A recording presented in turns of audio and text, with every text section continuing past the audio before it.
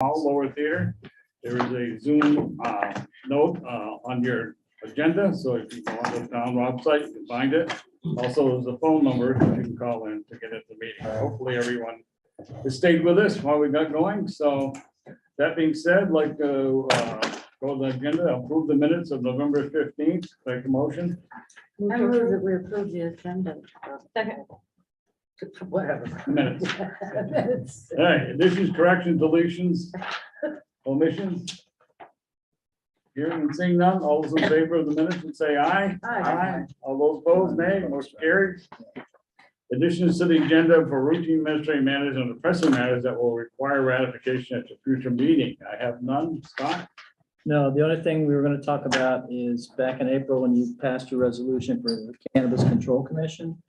I did send in some information to the state. They had requested that we send it in the format that I had left copies of at your individual spots there. So it's the same resolution we had passed previously, making it a local commission. They just wanted it in that format. So we could just readopt it and then we'll send it to them with the signature. Then we can get ourselves registered as a local commission. Nothing has changed. None of our authorities have changed. So, oh, the only thing we're doing is signing a resolution. We're not Signing a having resolution that you passed on April 9th. pass. All right, we Yes. just need to sign it. Okay. Yep. That being said, we get it started and then while we're moving down the aisle here, we can.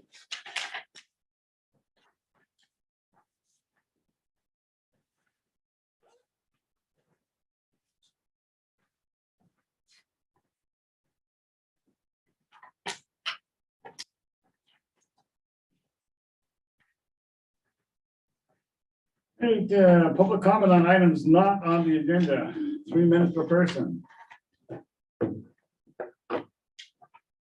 Yes. Hi, Betsy Thurston with the Bells Falls downtown. Just wanted to update you all on the snowflake swag. We had Matt Shanks Electric here helping us. Was that yesterday? It was lit last night. Now it's not lit again.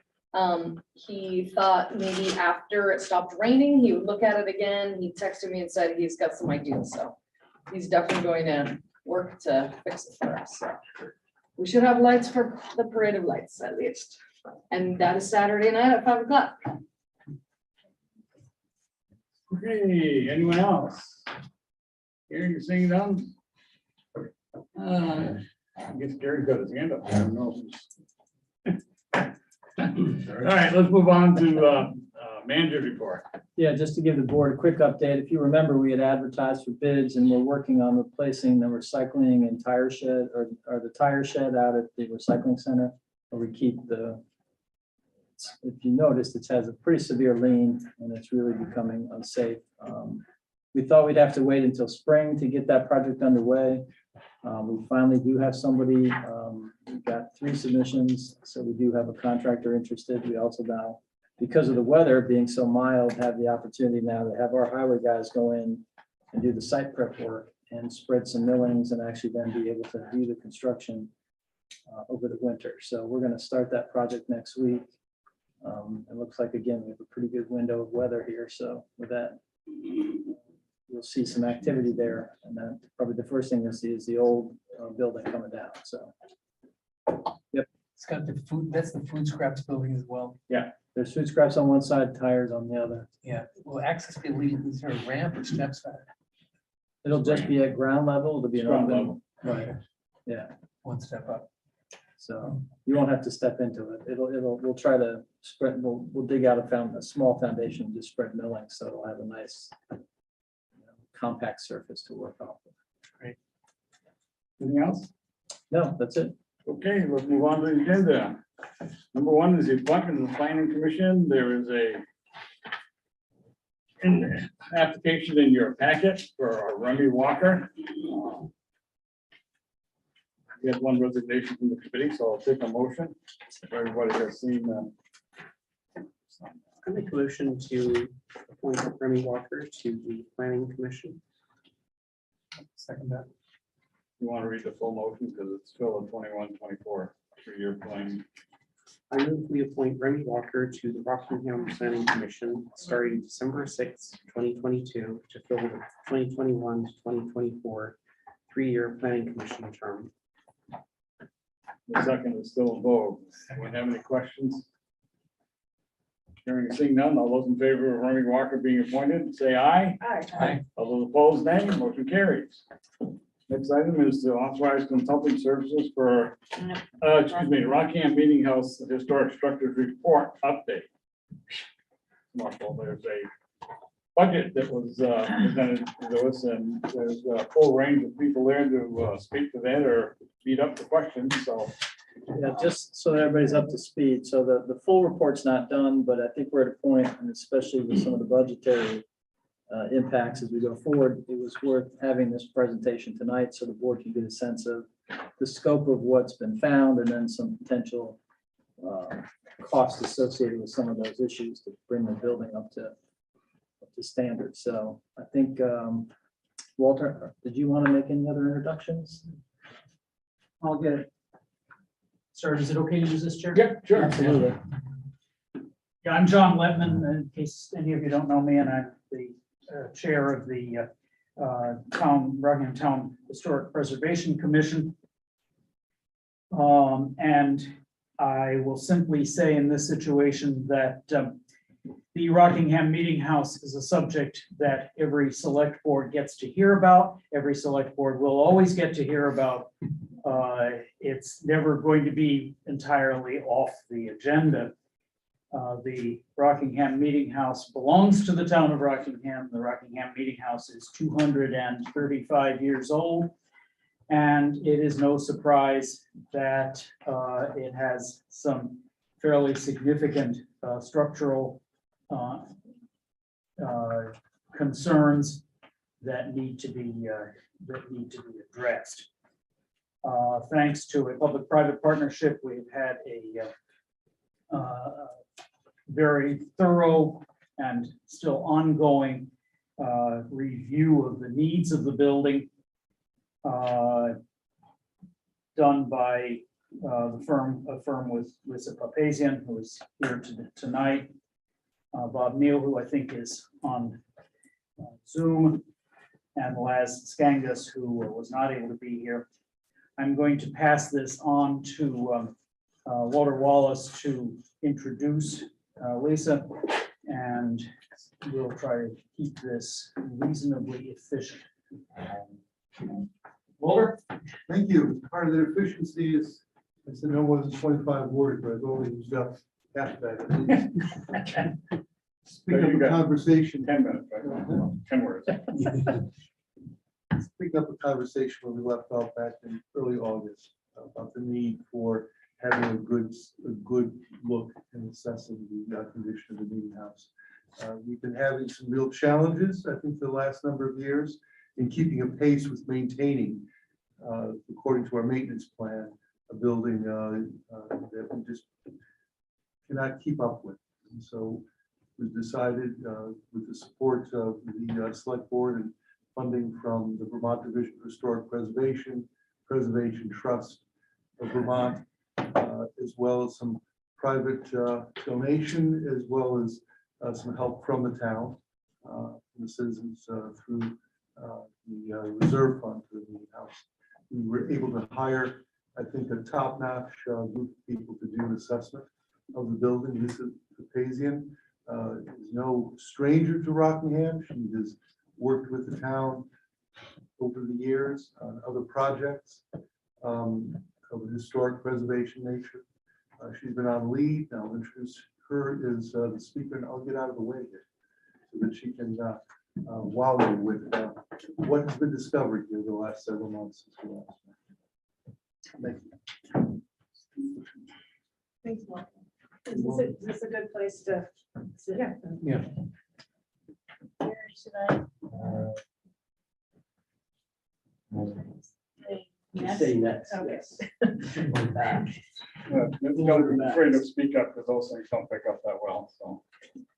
Speak louder. I don't pick up that well either. Okay, yeah. I couldn't hear the I'm- previous I'm speakers. Notoriously, yeah, low. Well,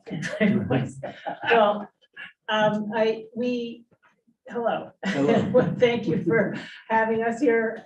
Bob Neal is on Zoom, so he's gonna chime in at a certain point. Bob Neild is a structural engineer with Engineering Ventures. I'm Lisa Papazian, historic preservation consultant, leading this team. There's Bob. Hi, Bob. And Laz Skangus of Arnold and Skangus Architects is the third piece of this triumvirate. We are the main team that has investigated the building. We are investigating the building. We are, this is an ongoing project. We are going to finish up with the full historic structure report in the spring. But we've done most of the investigation and observation and poking and prodding and have gathered a huge amount of data. And we're still processing it, but this is a point where we have some conclusions and some costs and some ideas of what the needs are. So I have 45 slides. We're gonna zoom through this. I'm sorry, I know, I see your agenda is long.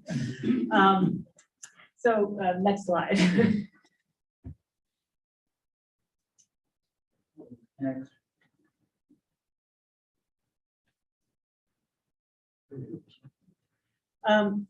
Okay, so I can't see the top, but the work done by the team. In addition to the three of us, that's Bob leaning against the building there, is also archaeologist Tom Jameson, who is the one who did the actual excavation for the foundation exploration, and Josh Laughlin, who's a restoration carpenter, local restoration carpenter, who helped us by carefully removing boards and then carefully replacing the boards so we could look under things. That's Laz Skangus in the middle, poking and prodding, and that's actually Bob Neild in the crawl space, which isn't very big. So the things we've done so far are, can we go one forward? Sorry, yeah. Okay, well, we've done research. I've done a lot of research on it, what has happened in the past 40 years of the building, and I have a spreadsheet of sort of outlining all of that. There've been a lot of reports and a lot of assessments done in the past, some work. And this is the stuff that we've uncovered. The other products that we've done a scan of the building, electronic scan of the building, which allowed us to then generate floor plans that reflect actual measurements. We've done a foundation map. Go back one. Well, okay. Is this back one or is that forward? That was forward one, but that's okay. Yeah, that's the foundation map that Bob Neild created, which actually reflects every foundation stone. And how they're not exactly where they're supposed to be. Other things we've done are, he did a full structural report, plaster assessment, window assessment by Sally Fishburne, who's an expert in both restoration, a pew assessment, scope of work, architectural scope of work with the cost estimates. We did a 3D Matterport tour, which is, if you've ever tried to buy property nowadays, you can actually virtually walk through a building, and that's what was done with this kind of 360-degree photography. And we can go forward. Sorry. And another one. So some of the, this is the main slide. I'm just gonna go through this. The future slides have photos of all the stuff, but this is the main things that we found. And that's a, poster child of some of the rock that we found. That's the southwest corner of the building. So there's underneath the clapboards, by poking the awl, we discovered a number of soft spots that are covered by paint. There's also deflection that people who have visited the meeting house can see inside when there's, sort of a lean to the balcony and cracks opening up. We found very fine and damp soils underneath in the crawl space, so fine that they're particularly susceptible to frost movement. We found lots of deteriorated window sash, even though sash has been, some of it is actually from 1981 and it's deteriorated. And there's stuff, things have been done to the sash to restore one or the other. I mean, to address one or the other, but they're still overall in pretty bad shape. A lot of dry and sun damaged woodwork on the interior, very, very thirsty wood and making it very fragile. Plaster's only partially stabilized, not everywhere, for example, and only to a preservation level of treatment. So you can see where they've injected adhesives, you can see all the cracks still, and not all of it is intact. The exterior paint is in pretty bad shape. Although from a distance, it looks pretty good. But if you get up close, there's lots of places where the paint is not adhering or there's water getting in. There's other points of water infiltration that we found, holes under slate sheathing right at the roof line, open seams and flashing, unpainted bottoms of boards that suck up water. And this should not too surprising, there are a lot of life safety and ADA code violations on this building for, depending on how it's used, but even with very light use, the ADA ramp, for example, doesn't meet code, and there are no exit signs or emergency lights. Okay, so that's sort of in a nutshell what we found. I'm going to go through these in a little more detail, and I think you can go forward. Yeah, these are just some of the images showing what we found. I mean, on the bottom left is an image while we were excavating around the foundations, it was a downpour and this water did not go anywhere. It was with very poor drainage around the building. Okay, we can go forward. This is an example of the building scan that was done. It has incredible detail, including the roof framing, and it actually shows idiosyncrasies in the framing, where things have dropped, where things are out of whack. Go to the next one. And from these, Las Gangas developed floor plans and elevations, and to those floor plans, he then went in and started adding pew numbers, and it's hard to tell, but like even where the benches are and where the supports under those benches are and where they're not, which is another problem. Next slide. That's an example of the elevations that Laz developed. Next slide. Yeah, and this is the 3D tour that I was mentioning. It's actually an online now, and that link should work, but we can send it around as well and share it. It's very cool. You get to walk through the building virtually, and areas where you can't walk through, like in the attic, he did take a number of 360-degree views, so there are still images, but you can turn around sort of and see everything. Next one. And again, the archaeology, that map shows in red what we just did in terms of new test pits, and the map itself was test pits that were done in 1991 prior to another bit of work. So this sets the stage for understanding what kind of archaeology is going to be required in the future, especially if we're doing major foundation work. Next slide. So this is the structural report, and I'm going to let Bob, can you unmute yourself? Do you want to, can you see these? Yes, I can. Yeah, this is existing conditions. These are pretty consistent as we worked around the building with the test pits. And basically there's granite 14 to 18 inches deep, roughly averaging around 16 inches. And then there's about 10 inches of stone rubble below that. And then that sits on native material. And that's pretty much it.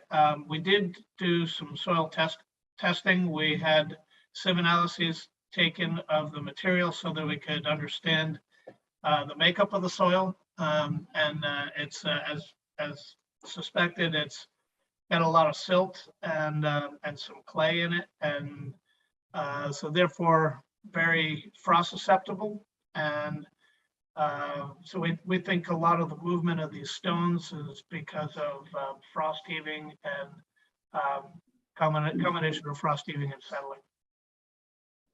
Next slide.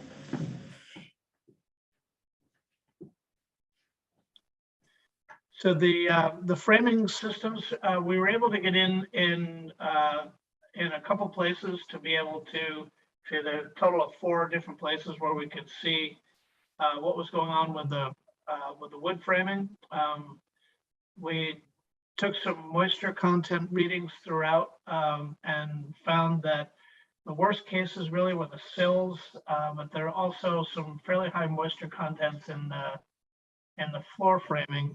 There's some areas that we couldn't get to where you could actually see the soil was in contact with the wood, and so we have some concerns about what the condition of the timbers are in those areas. And so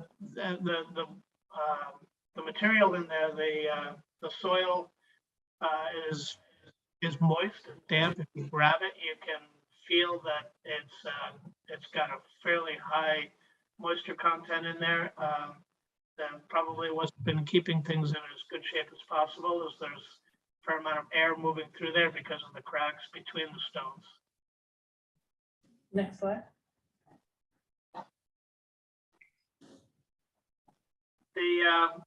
One of the things that has been going on that was noticed before we got here was some deflection in the balcony, and my understanding is that some of the windows have broken over the years as well, most likely due to that exterior wall moving.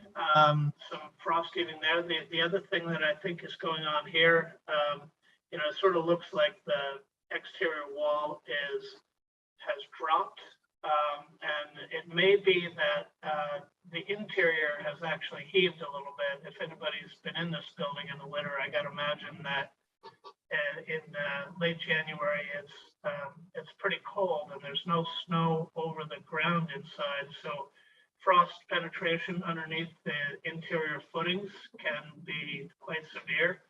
And this sketch here shows it's hard to see at the scale, but that straight line across there is horizontal, and both the left and the right side of that shows a substantial difference in the elevation of the interior versus the exterior. And it looks to me like the interior footings have actually raised a little bit. Next slide.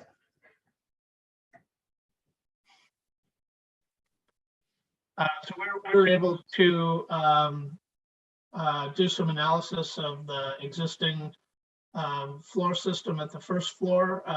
There's kind of a combination. There are a few areas where we would propose some reinforcing to bring up to current codes. Some other areas, actually, the native framing was in pretty good shape. Mostly the aisles where where people would go in and out would need some work. And again, we do have some concerns about the integrity and the rot in some of the framing.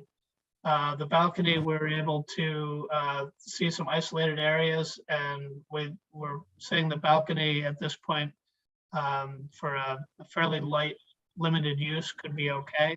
And the roof framing has had some work done on it in the past. You can see in the picture on the bottom left that in the 90s, there was some support added to the purlins. And so at this point, we are not suggesting any remedial work to the roof framing. Next slide.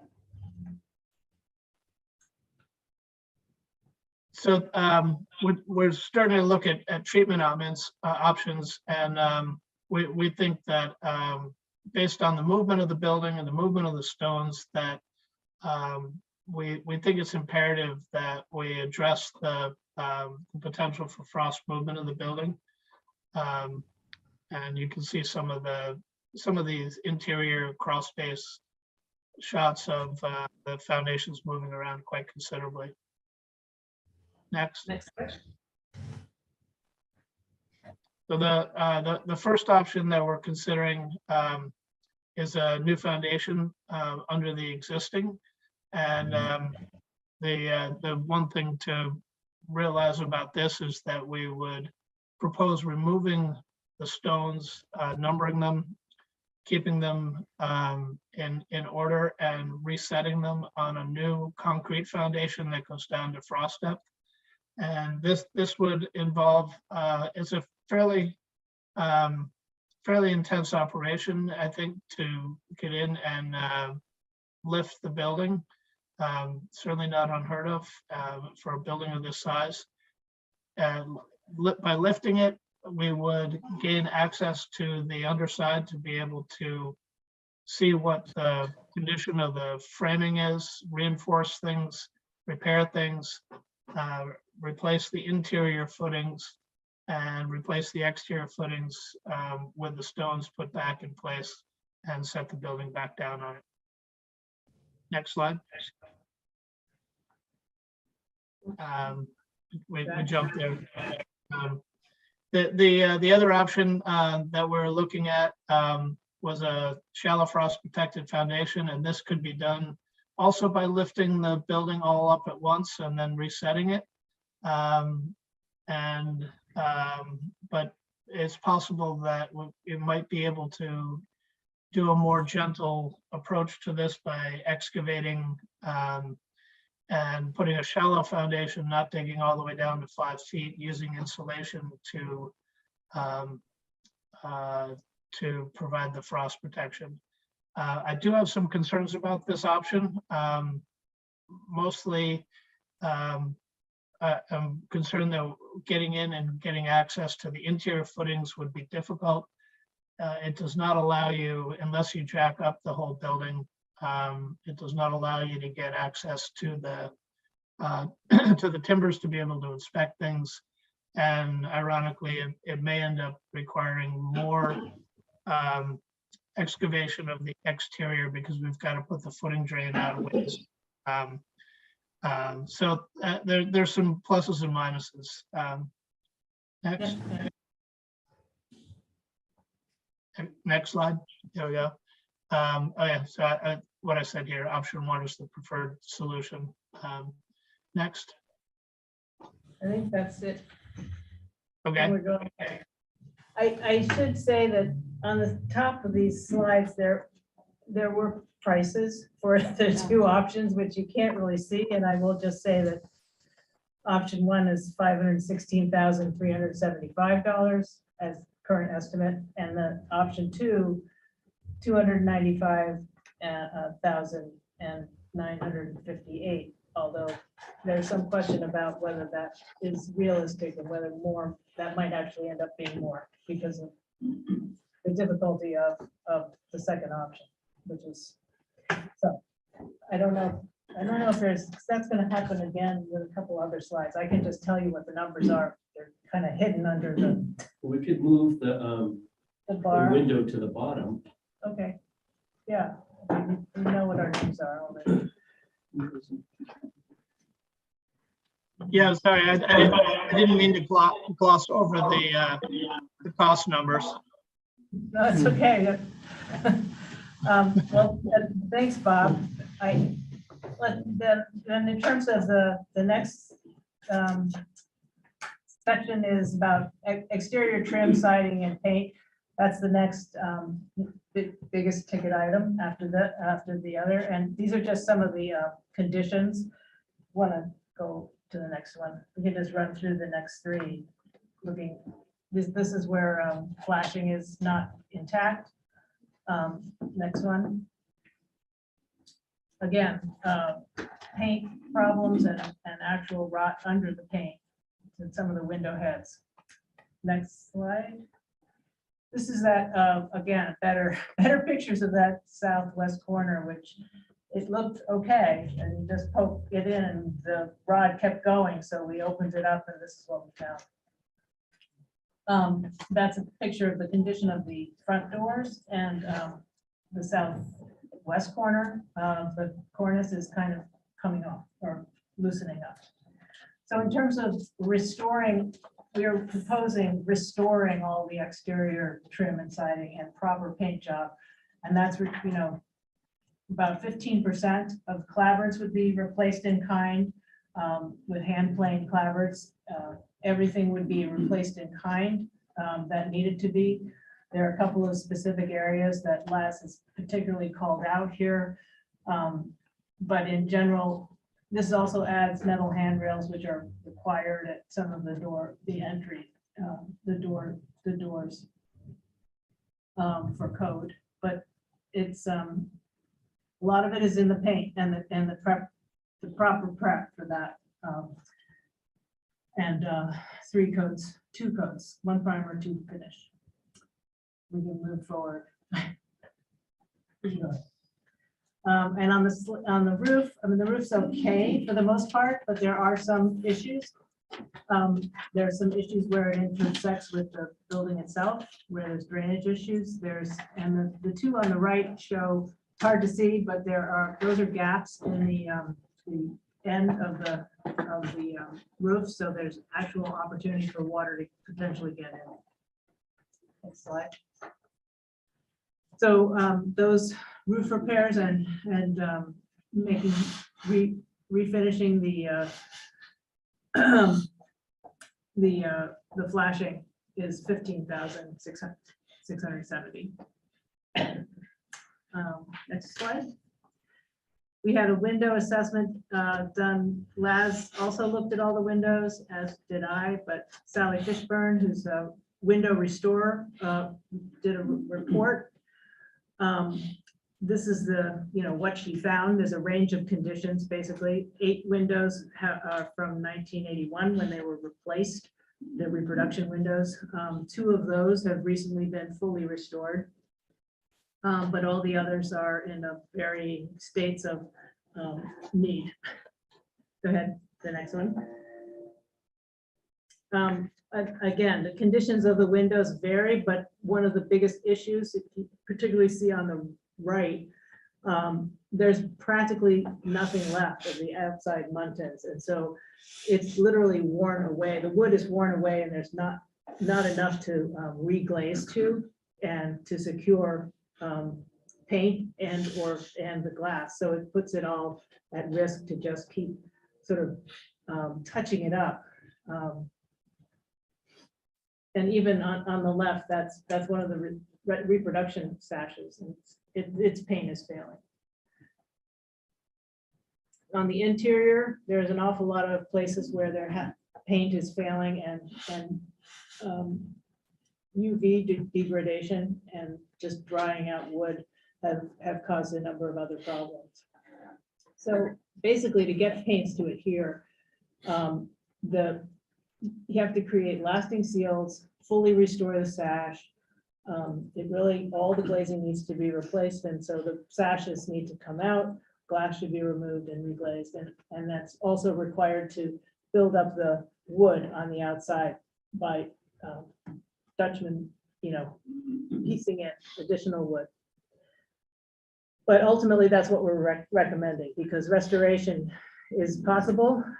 There's a great example of the 2 sashes that were done recently, and it preserves this very significant original fabric, which is most of the windows. And that's pretty unusual. Reproduction would give you, a cleaner look. It's not actually that much more money, but you'd lose an enormous amount of the integrity of the property. Next one. So the cost to do what we're suggesting, full restoration of the windows, is $186,900. Another big ticket item there. But everything would get reinstalled and fully painted properly. As I said, the number on the bottom to reproduce the windows, $203,490. Next one. ADA access. Last is, as I said, the current ramp does not meet current code, and on the outside, and especially the ramp on the inside does not meet code. And then even if it did, once you got in, someone, especially in a wheelchair, would have no place to go. And they, you can't have an event with having someone stuck in the aisle. So Laz created another plan where the ramp has to be longer because it's too steep right now. So we took it to the side, because if you went straight out, it would come be in front of the building. So off to the side with steps coming straight out. And then on the inside, the ramp has to be longer, which would mean you'd have to remove the door that's there and probably not hang it on the wall, so it couldn't ever possibly be closed. But at any rate, you wouldn't lose anything, and then you would modify one pew, possibly remove a door and a panel and keep it on site. But it would allow someone in a wheelchair to come in, get into the aisle, and get into a pew where they could be seated. And that's the price up top. So Sally also did a plaster assessment. There have been, in 2001, Lori Brennan did a whole proposal for full plaster restoration, which wasn't done.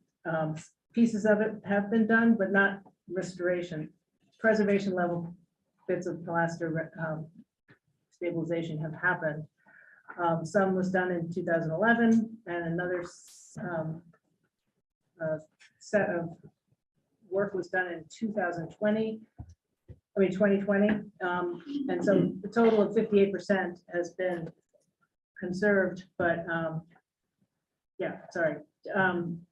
but only to preservation level, which means you can still see the cracks, you can still see pieces that are missing. You can still see the example on the right. You can barely see it, but it's a sort of most fun example of graffiti. All of the graffiti on the walls, historic, have all been coated once with whitewash, probably in 1906, when the building was restored. So they're ghostly, but the other thing, we can go to the next slide, sorry. There are pieces that are still delaminating and coming down. On the far right, the picture actually shows on the left the bay of what you're looking at is in the attic, and we're looking at the plaster keys on the ceiling. That part has been restored, and there are dark spots you can see, which is actually the adhesives that were injected. But that's the edge of the gallery, and the main ceiling, the part on the right, was never done. So that section that is the two-story section has never been done. Yeah, and the preservation level has left the injection holes and sites very visible. And what Sally recommends is standard plaster full restoration includes not only re-adhering the plaster back to the lab, but also filling the holes and then covering them, feathering it so that it's prepared for refinishing. And she would suggest another whitewash treatment, although avoiding either all the graffiti or the most significant there. That's an area that needs to be further discussed, I think, in terms of how to treat that. And there are options and different ways of doing it. You can go to the next one. These are some of the costs, though, for just the preservation level, which is what has been done to date, would be $80,000, or full restoration of that same plaster would be $93,000. That's what we're recommending. And again, in addition to do bring the already conserved plaster up to a restoration level would be another $24,000, and then the coatings would be 13 or 18, depending on when it was done. There might be additional setup if it was done later. Okay. Yeah, briefly, I did a pew assessment of the pews in the building. They were done extensively by Chris Cole in 2005. Very little has changed. Much of the stuff he recommended has not been done. And so there are some small places where repairs need, there's some broken, but the areas, but the most, like you can see where a railing is pulling out of the intersecting railing there, and there are cracks. But the picture at the top is something that is a concern to me, which was that there are many benches that are under supported. I mean, there's no, you can see there's no support under that bench, under that L-shaped bench, except far in the corner. So there's a number of places where that is the case. It's a concern. All of the wood is fairly dry, like much of the interior. So cleaning and lightly sanding and just re-moisturizing it with a wax finish on the first floor would be $60,566, and second floor 39,193. So basically 100,000 to do both floors. Okay, the next one. So to continue in terms of the interior treatment, the conditions we find, they're mixed conditions. Areas that have paint, it's a sort of light thin wash on the woodwork. Other areas where it's natural are very dry, worn, stained, and vulnerable on the, especially the flooring. There's some small pieces of broken areas. So the treatment would be to clean, lightly sand, prep, and repaint the painted woodwork. That price is $47,479, and then the flooring to lightly sand and seal it with an oil-based sealer, not refinishing it, like not resanding like you think of refinishing the floor, just lightly, to really give it the moisture it needs to protect itself, to be protected. So those prices are below on the first floor and the second floor. We don't have an estimate on the repair, but it's not going to be a big number. That's okay, we can keep going. Then the other issue that we looked at, or that Laz looked at, is the code issues, and there's plenty. So as you can imagine, life safety building code current is pretty, requires quite a lot for assembly use. So the minimum construction requirements are without a sprinkler system, assembly use with 300 people or less, but you can't on the second floor. But that's just capacity. That doesn't include all the other issues, which are like means of egress. So the doors do not meet code in terms of means of egress. They shall not be less than 32 inches, and that's, I'm not going to read all of this, but the door hardware, there's issues. There's obviously no panic hardware. The doors actually swing in. And to change a door swing is not that big a deal on many historic buildings, but on this one, it's a big deal. It changes the entire look of the door, the depth that you see, and the hardware is original. Next one. Oh, the exits are also, you're not allowed to have a door open onto a step or two steps in this case, and that's what we have. And we would have to, build up in front of the east door, not just the west door where there's a ramp, and the front door. Whoops, let's go back one. And again, the stairs are to the upstairs, even if we could use it lightly for light use, the stairs and the doors at the top of those stairs are real problematic. And they're, in terms of if you've ever gone up those stairs, you know that a regular foot doesn't even fit on the treads. It's particularly dangerous, and the handrail requirements not even close. And the door swing literally opens right onto a step from the inside. So on so many fronts, a lot would have to happen to alter all of that to allow the upstairs to be used, which doesn't seem like a good trade-off, really.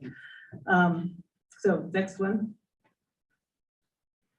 We feel like the minimum that is definitely necessary to bolster the use that is happening now is to add interior exit signs and some emergency lighting.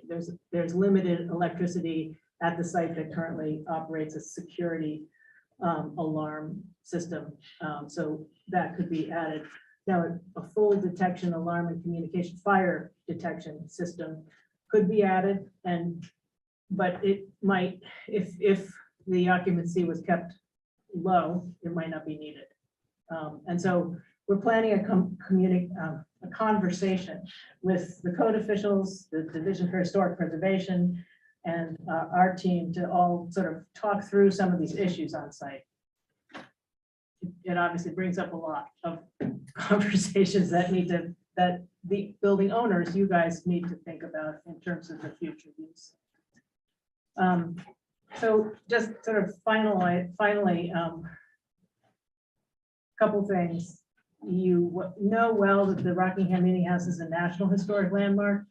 It is because it's the oldest surviving public building in Vermont, but its level of integrity, both in its design as a second generation meeting house and its materials, its remaining original fabric, that's what's exceptional about it. And that's what gives it its status and its significance, is that integrity. So you have to balance the preservation of that, the integrity to all the fabric with its continued use and meeting code. Too much change in the form of rehabbing it to meet those assembly codes in order to have events, bigger events. It really can undermine your ability to raise the money for that, because you know, its importance is it's not changing. That, I'm not saying that very well, but I think we get you. yeah. So anyway, what we're proposing is preservation and restoration of historic fabric, especially in order to protect that fabric and protect any investment that you make in the building. So next slide, there are two more. In the past, interventions have added things like the ramp, but haven't taken anything away. Underlying, original design problems like roof inadequacy have been addressed by adding roof supports without taking anything away. And that, I mean, although it's dramatic, the foundation we're proposing also doesn't take anything away. It puts a new foundation underneath and places the stones back on it. But it would protect all the other potential restoration.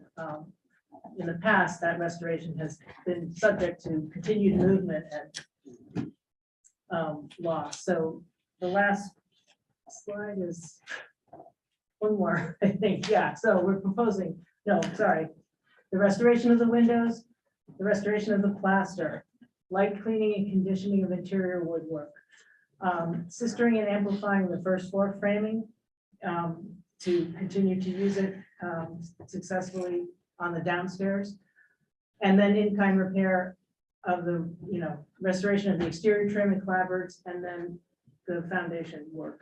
We suggest the full lifting the building so that you can really address the what's underneath. We don't recommend replacement of the plaster or replacement of the windows for the reasons I've already talked about. So thank you. Sorry if that went over, but and thanks for your attention. Appreciate it. And you have questions? Just, will we get a copy of that slideshow? Yeah, yeah. So we could put it on the website and that'd be the easiest way for you to see. Yeah.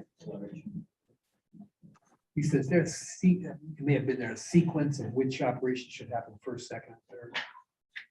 Honestly, we literally just got some of these numbers and I haven't really fully thought about it. I think the first thing that would need to happen is you wouldn't put any money into the building until you lifted it. Right. And so that would be, the first thing would happen is archaeology prior to that project. still waiting to hear from the state about what the scope of that archaeology might be, partly based on what they found the last time, which wasn't much. So, but they suggest that that be done, then the foundation, the foundation work. And then, you know, that, to lift the building, you have to take out the windows to protect them anyway, so that can happen together. A quick question for Walter. What uses, I mean, I now we have docents and tourists come in and walk around the place. We have a select board meeting there once a year. What other uses are planned? Historically, there have been weddings, there have been memorial services, celebrations of life, there have been music events.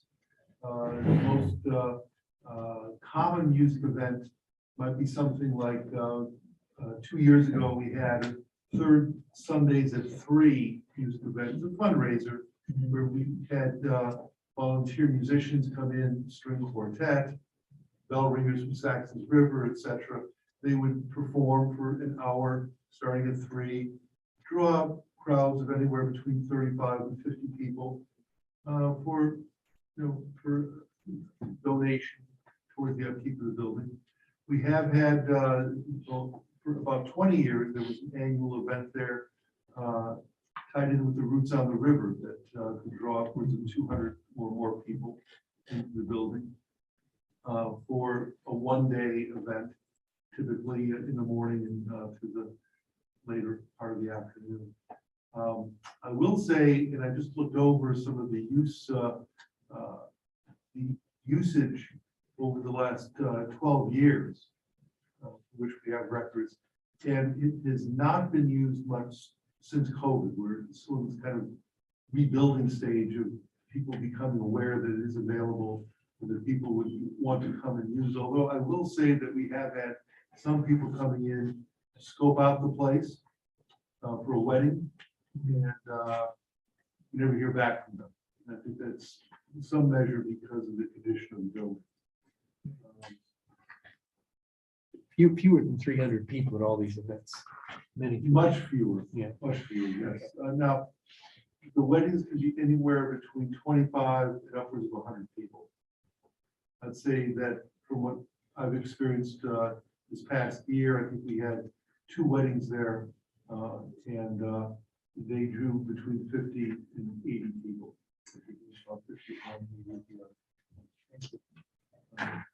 I mean, I think it also, anything over 49 is assembly use.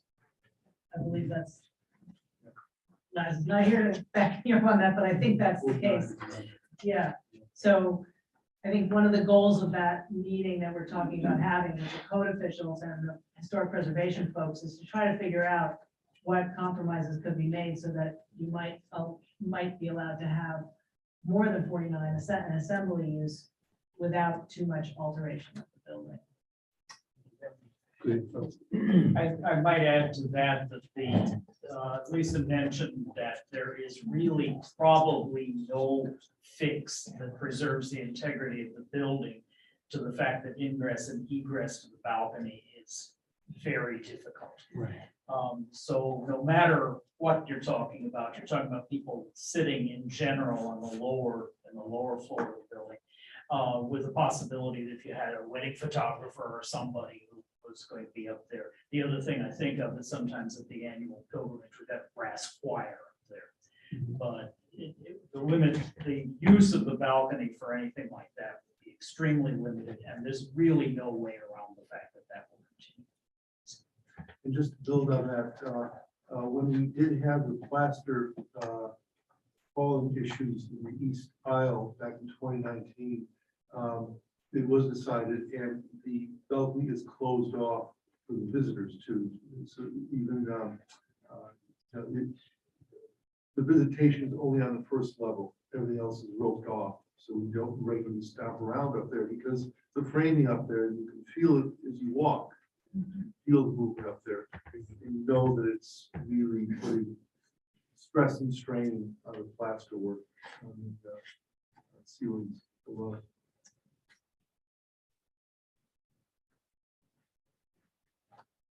Anyone have any other further questions? First of all, that was an excellent presentation. It's so thorough. Thank you. It's heart-wrenching with the cost though, but that building is so important to our community. So that's why I was here tonight. And I don't know, we're gonna have to find some people that make big donations to keep that building. Especially the statistic being the oldest, and it's the foundation of our community. So let's try to find people to help us pay for it. Thank you. If I may, Yeah, go ahead, Paul. just picking up on Annette's point, and it is the elephant that's in the room. This is a pretty extraordinary cost to talk about. And it's a cost that, the cost of the town stewarding this property for just not the town, for the region, but for the country. It's a National Historic Landmark. The National Park Service does have a grant program to support the preservation, so that the larger community of the nation helps us, can help us support the preservation work that needs to be done here. I think it's already been reported that we do have a congressionally directed spending request that's been approved, that has gone through, that's now sitting.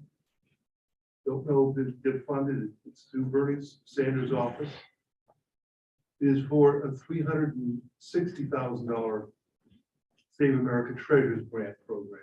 Save America Treasures grant program was started back in the 1990s, specifically to help save a national historic landmark such as this. You have to be a national historic landmark. We have to have that level of significance, which is our building. Now, the Save America Treasures grant program actually has a ceiling of up to $750,000. We've already had conversations about the strategy about how best to approach. In fact, that's what generated the assessment and what will eventually end up with the historic structures report that that meets the standard for a Save America Treasures approach. It is, however, a dollar for dollar match. And if we're talking about a $750,000 ask from a grant, which has the support of the congressional delegation in Washington, it does have the support from the Preservation Trust and from the Vermont Division for Historic Preservation. It certainly has the support, I believe, within the spirit of the town. We do have to raise other funds. I think that there will be a very strong effort. In fact, not that there will be, there needs to be a strong effort to be able to come up with that funding to be able to match that. If we are to preserve and conserve this for our grandchildren and our great-grandchildren. I think that one of the points that's come out in this presentation is that there's some very severe issues that the can's been kicked down the road, unfortunately, because it is so expensive to do this kind of preservation work. But I think we're at a point where we need to be able to creatively address the need to stabilize from the ground up the foundation work, so that we don't, so the town doesn't end up spending funds to repair something cosmetically when the foundation is insecure. That rather than spend money to throw more paint on rotting wood, that the rotting wood is taken care of. So thank you for your. Thank you. There, Yeah, so, well, it would be the best thing to do everything in one project. Will the final report indicate, like, say if it had to be spread out over years, like, you know, $500,000 foundation first, like a recommended sequence, and which things would be in jeopardy of not being restorable if they went too long, that sort of thing? Yeah. Great. Honestly, we haven't gotten there yet, but yes, so that is definitely the intention. anyone else? Okay, so now let's, thank you folks for coming in. Thank you. It's informative. Thank you for. Thank Thank you. you. Is Thank that you very much. website, is that the link accessible? The Matterport one? Yeah, through whose office? The Matterport we'll be linked up. It'd be interesting just to look at it. Absolutely. Rather than waste. We'll make sure that this PowerPoint presentation and that link for the Matterport will be online. Okay. Okay, I'll do that first thing. I think that actually works. When I put it there. No, okay, good. Send us, send us. Nicely done, Lisa. Yeah, go ahead. Thanks, Bob. Thanks, Bob. Thank you, Bob. Take care. All I right, will send everyone a link. all right, let's move on to the next item, which is the authorized consulting services contract for hydroelectric property. There's a form in your packet, to be signed by the board. Just by way of a little background for the board, and Paul's here, and maybe he can elaborate. We're in the beginning stages of looking at our next 5-year tax stabilization renewal process. This particular valuation process is important to that discussion with the hydro. It's a very specialized type of work, as you can imagine, because not everybody sits on a river with a hydroelectric dam. So it's something that's very specialized, and this firm has been used by this board in the past and has continued to be sort of the leading resource for us in terms of foundational work that we'll need as we approach a discussion with the hydro and their new owners and sense of where we're going to be as we go forward. So it's sort of the first stage in a long conversation we'll have, not only with them, but also through the listers, and this will provide some of that detail that we'll need as we sit down and start serious negotiations about how we might come to an agreement. Paul, is there anything else you want to jump in and throw into that mix? You basically outlined what it is. What we're doing, a little history. And I'll start with a very simple thing. I think several months ago, maybe 6 months, one of your members came to our office and sat down and very calmly asked us, what do you do? And quite honestly, the member is smiling. One of the things was interesting, one that our answer was, well, we're really not sure. So we started a value engineering and analysis program for the department. We have changed the entire operations of what you would call the listers. So part of that value analysis was that we really didn't know how secure our grand list was. And that's kind of a scary thing to say because our numbers were correct, as you know, for years. But so we started what is called a data verification study, and we started, and you'll see our poor little guys running around.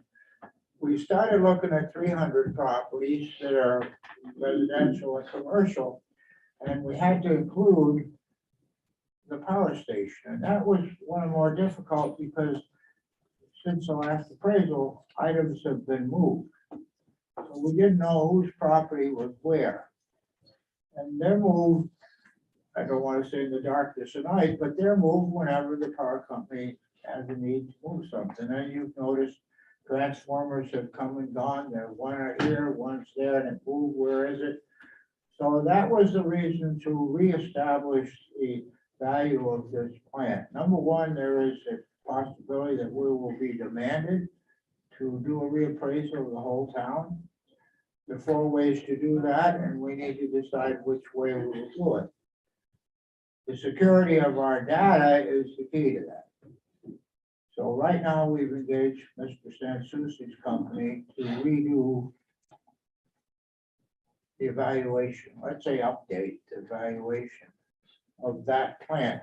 That's compounded by the current drive to create green energy and get rid of coal burning plants, etc. So this plant's actual operations could make a major change, which will affect its value. We do not know exactly how that's going to play out. But we want to be doggone sure we know where everything is and how much it's worth when that happens, so we can do this. The town manager has been really helpful with this. We have a plan to look at it, and the plan is what you need, we'll get that for you, and by the time that junction hits us, we think we can probably make a decision to move forward with the select board and the manager to accomplish a reasonable and fair analysis of how much that plant is worth for both the town and for the owner of the plant. That's where we are today. We're up to date. We toured the entire plant yesterday. We were down there 6 hours crawling around underneath it, in it, over it, and out through all the transformer yards. When you go see it, you're gonna see a transformer yard, but there are actually 4 owners of that transformer. And the values, depending on whose it is, run from the hundreds of thousands of dollars to more. So we need to know who to send the bill to, and they've moved. So that's the purpose. That's where we are.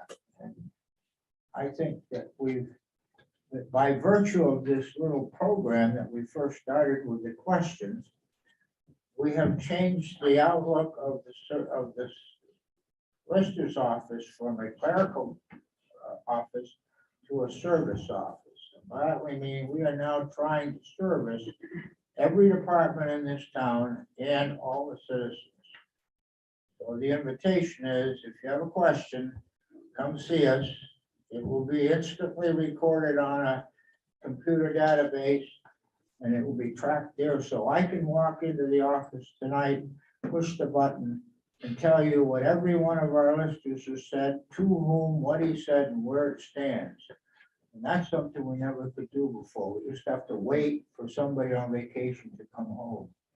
So everything is now online in our office. It is not public, so don't expect to find it on your website. And the reason for that is some of the conversations involve financial and personal data that we are not allowed to release. So we're not insulting you.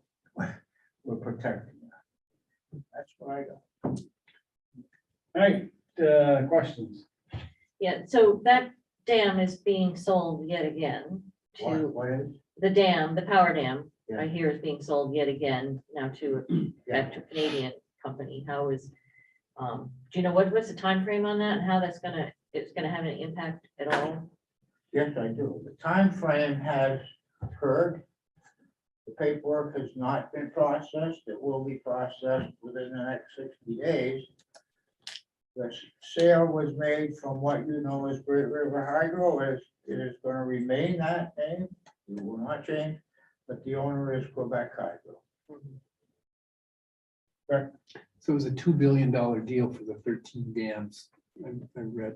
Yeah. And the price per hour facility in town, will that affect its appraised or its assessed value?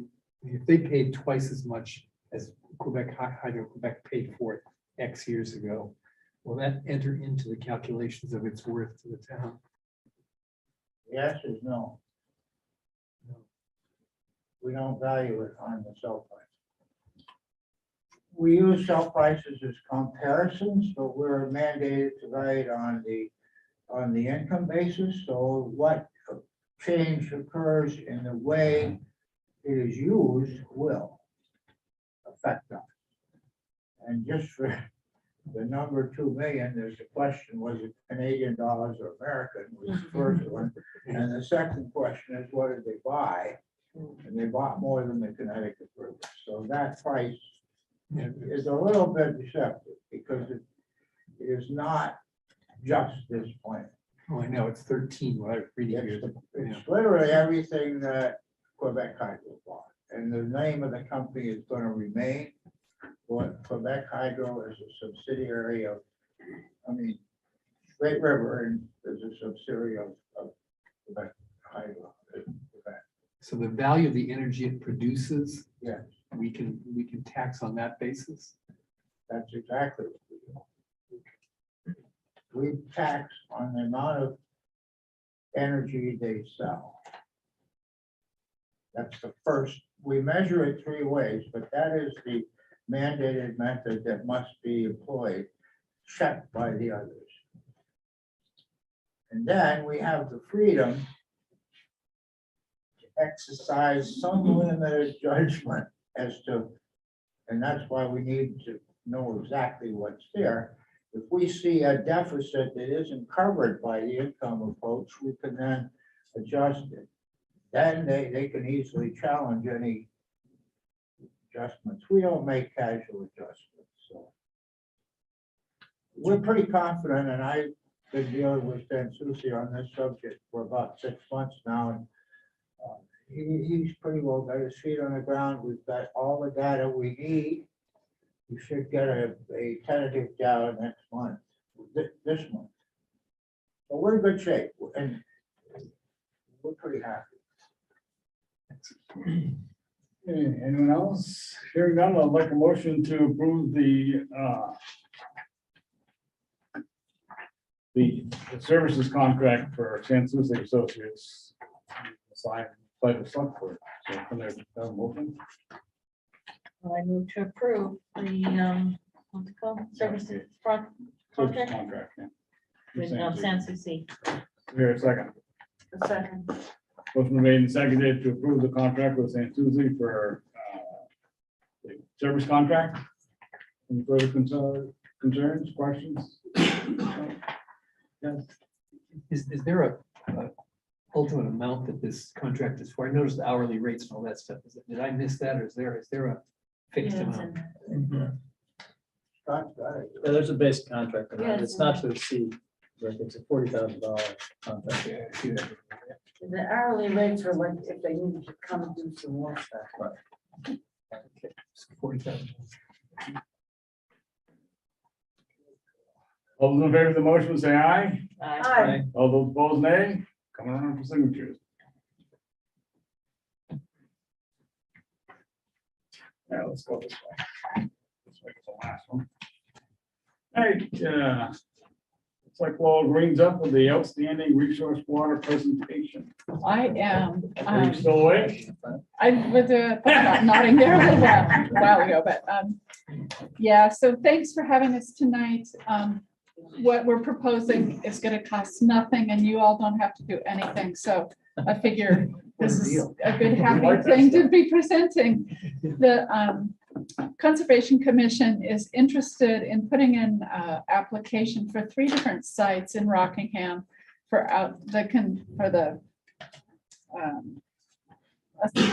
the title, but the designation, the honor of having outstanding resource waters in town. And it's kind of a lengthy process, but in my role on the Conservation Commission, I'm glad to do it. It might take a little while. We just wanted to let you all know right at the get-go. Details are still being worked out. There's a lot to do, but we wanted to have you in at the very beginning. So you wouldn't have any confusion or feel like we're going over your heads or anything. It's kind of a set process. I think Margot's going to talk you through those steps. She's got some photos and a little more of the detail. But this is a collaboration between the Conservation Commission, private citizens, and with the support of Wyndham Regional Commission. So it's a really nice thing that way. And we're going to reach out to partners who also are concerned and interested about these wonderful, amazing water resources that we have in our town. So Margot, I think that's what I have to say. Would you take over?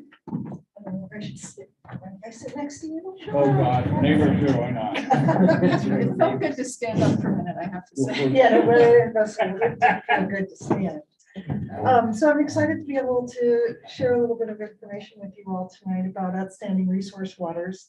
Just to clarify, so I am here representing as support for the Rockingham Conservation Commission and the citizens that are part of the committee from Wyndham Regional Commission. I'm the Natural Resources and Energy planner there, but I also, just for full No, I am a resident of Rockingham, so on that level too, I am very excited and interested in this topic. So because this is a PDF, Gary, you're gonna have to scroll, I think, instead of hit the next button. So if you could go next. Oh, got it. That was more than a scroll. So outstanding resource waters is a federal designation. So all 50 states have it.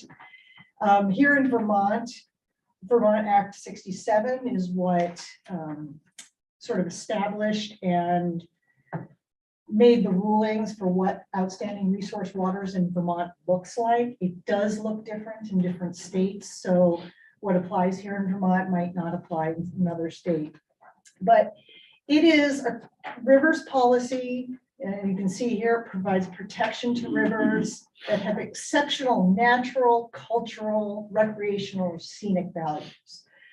And we do have one example here in Windham County that is already designated an outstanding resource water, and that's Pikes Falls in Jamaica.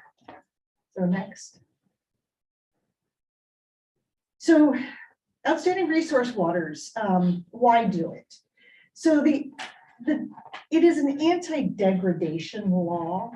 So basically it looks at an existing site, where is it currently, and says we want to preserve this amazing resource at the level that it is today. So it's not saying it has to be restored back to a certain level. It's not saying it has to, anything has to be done to it. But what it does is protect it into the future so that we can keep those cultural or scenic or aquatic, biological resources, whatever it's nominated for, protected. So for example, if a stream alteration permit was to be applied for in the stretch of outstanding resource waters, it would just say that it couldn't. It's not that it can't happen. It's just that it would be another layer to look at, saying what's being proposed and will it affect negatively this stretch of water. So next slide. So there are 3 potential Rockingham outstanding resource water sites. These sites have all been identified in the tactical basin plan, which there are tactical basin plans that cover the whole state of Vermont. We in Rockingham are covered under tactical basin plan 11/13, which is the West Williams and Saxtons River and associated tributaries that come directly into the Connecticut River. So these are the 3 sites. You can see that there's the Williams River Scenic Area, which is around Brockaway Mills, Herrick's Cove, and a site that we're referring to as Great Falls, which is, you'll see, and I'll show you more detail in a second. So we'll go to the next slide here. So there are different categories that each site can be nominated for. So we went through with the Vermont Department of Vermont DEC, Environmental Conservation, and we looked at each of the 3 sites and said, what are the values that come up for each of these sites? So for example, Herrick's Cove, there's water quality classification, maintaining habitat for threatened or endangered plants or animals, providing migratory bird habitat, and existing usage and accessibilities for recreational, educational, and research purposes and for other public uses. So if you go to the next slide. So this map, there's a lot going on this map, but you can see sort of on the Williams River, which is sort of mid to the left upper blue circle. That is sort of the proposed start to the Herrick's Cove start of the ORW. And it would encompass, you can see a blue dotted line. It kind of forms like a. Would it be helpful if I point my Yeah, finger? there's a lot going on there. Yes, I'm starting up here. So it starts kind of right before I-91, comes down into Herrick's Cove, encompasses all of Herrick's Cove, and comes down into the Connecticut River point. So the idea is that everything within that, the waters, I should say, within that bubble would be what would be proposed for a nomination for outstanding resource waters. So next one.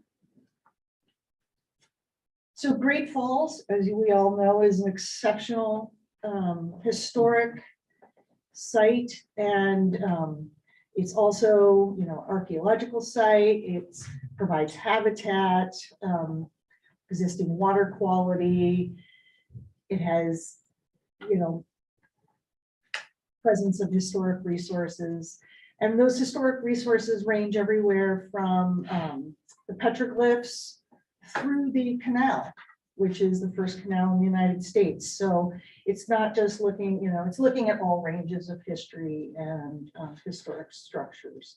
So if we look at this next slide, so you can see the beginning is up near the bridge as it goes into North Walpole. It encompasses the canal and the natural channel of the river, and then down to just below, sort of where the historical society property ends. And so the one thing about this particular site is that we do share it with New Hampshire. Not all of it is in Vermont. So there will still have to be some talks with New Hampshire and maybe some adjusting of the map as further discussions go, just because their ORW status process is different than ours. But at least the Vermont side of the waters, you know, is something that we can talk about with clarity. Okay, so the next one. So the Williams River Scenic Reach area, this goes, this area is an amazing, sort of not well-known area, unless you take the train over it or you happen like Steve to live right there. It is an incredible riverside outcrop that really doesn't exist in other parts of the state. So it's very scenic. There's actually a presence of two very uncommon species, one plant, one animal that is in that area. And then it also fits the gorges, rapids, waterfalls, and other significant geologic features. So if we look at the map, so the next slide, you can see that the blue dot there starts up on the Williams River, right around the Rockaway Mills Bridge and the dam that's right there. And then it encompasses the stretch of river through the gorge. Well, the Sokoke Falls. Sokoke Falls. And then the gorge. Then the gorge. And then comes around the bend and comes down through some lower falls to what's often known as like a sandy beach swimming area there. Kind of behind the truck stop and The log landing. logging area. So that whole stretch of river there has a lot of very natural geological beauty and you know, geological importance. And so that's why this site was recommended. Okay, so we can go to the next slide. So the ORW process. So this is a really, anytime you have something that's going through the state and going through such a big nomination process, it's quite a long process. So it's not like something that we submit the application and it'll be done in a month. It's like, you'll be lucky if it's done in 2 years process. So the process is that a local group submits a petition, an application to the Agency of Natural Resources. And that's basically saying, we are nominating this site to be an outstanding resource waters, and here's why. And then we go through the Agency of Natural Resources will consider all of they'll look at all the data at those sites that have been taken by the Department of Environmental Conservation. They'll look at the rules. They'll look at anything that, you know, needs to be taken into account. They will hold public engagement process within the town. So, you know, it's not this is the only time that it would go before the public. In this actual formal process, right? There's public engagement in the process. And then after consideration of all the relevant information, the Secretary of the Agency Natural Resources shall designate the waters as outstanding resource waters. So that's kind of the formal process that it goes through. And it's a process that got an initial start of a lot of excitement many years ago. And then it sort of went into a holding pattern. And now the Agency of Natural Resources is really promoting this again to really look at the importance of our waterways and the significance that they have not only in the communities that those waters reside in, but to all of us across the state and federally. So It's 3 applications. it is 3 applications. Each site is a separate application. So if one of them doesn't make it, say we run into snags with New Hampshire, the other 2 still could end up being stars in our crown. Exactly. And so each one goes through by itself. But we decided because all 3 are such important resources in our community that we wanted to go forward with the process with all 3. All right, Steve, so we can stop sharing. And So yes, Steve Crofter, and I'm not on the Conservation Commission and I don't work for Wyndham Regional. I'm just here as a Rockingham citizen. And I'm just really excited about this possibility. We love coming to you, especially after hearing the previous reports, that love coming to you with something that, a suggestion of something that you don't have to do a lot of work on and that doesn't cost anything for the town. But it feels important to me, and I'm going to talk just for a minute, and I know it's getting late, but having lived in the house right above the gorge there on the Williams River, it just is a spectacular part of the world, and we're so lucky to have it here locally. You know, everything from watching ravens feed babies in the nest on the cliffs of the gorge, or waking up in the middle of the night to hear the ice going out over the dam. You know, there's just a lot going on there. And it was in 2015 that Peter Bergstrom got the idea that we needed to give names to the unnamed waterways in town. And so as an abutting landowner to the waterfall there, he contacted us, and because we lived there, and the suggestion was, well, of course, the falls might as well just get named Brockways Mills Falls, because we have Brockways Mills Village and Brockways Mills Mill and Brockways Mills Gorge. And, you know, and I just sort of thought to myself, well, that's a lot of things named Brockways Mills. What about a name for, you know, that has something to do with the indigenous people?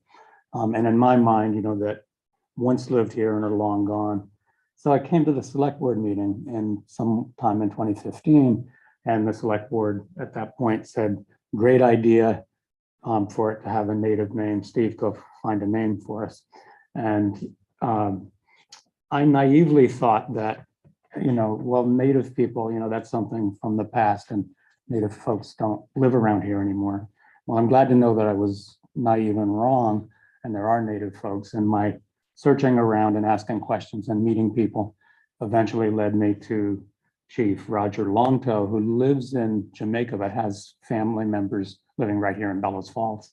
And Roger got together with other Abenaki chiefs in New Hampshire and Vermont, and together they decided that an appropriate name would be Sokoke Falls. Sokoke being the band of Abenaki that have lived in this part of the world for millennium. And so the select board approved that, and that suggestion, and we applied to the state library board and extensive meetings, and it was approved, and then ultimately approved by the federal government. So Sokoke Falls is the name of the waterfall there just below, you know, begins at the dam by the bridge at Brockways Mills and continues down as it turns the corner into the gorge. So that's partly why I'm so excited, all of those reasons, cultural and historic and just absolutely beautiful nature there. And the other sites are equally deserving for sure. And so I guess just want to see if you folks have any questions for us. Would be glad to try and answer them, Susan.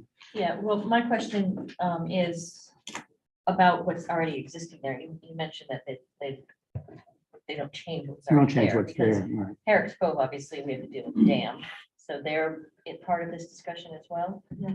And then the owner of the small power dam Right. on Secocee Falls area, so Yeah. they're all involved in these discussions as well.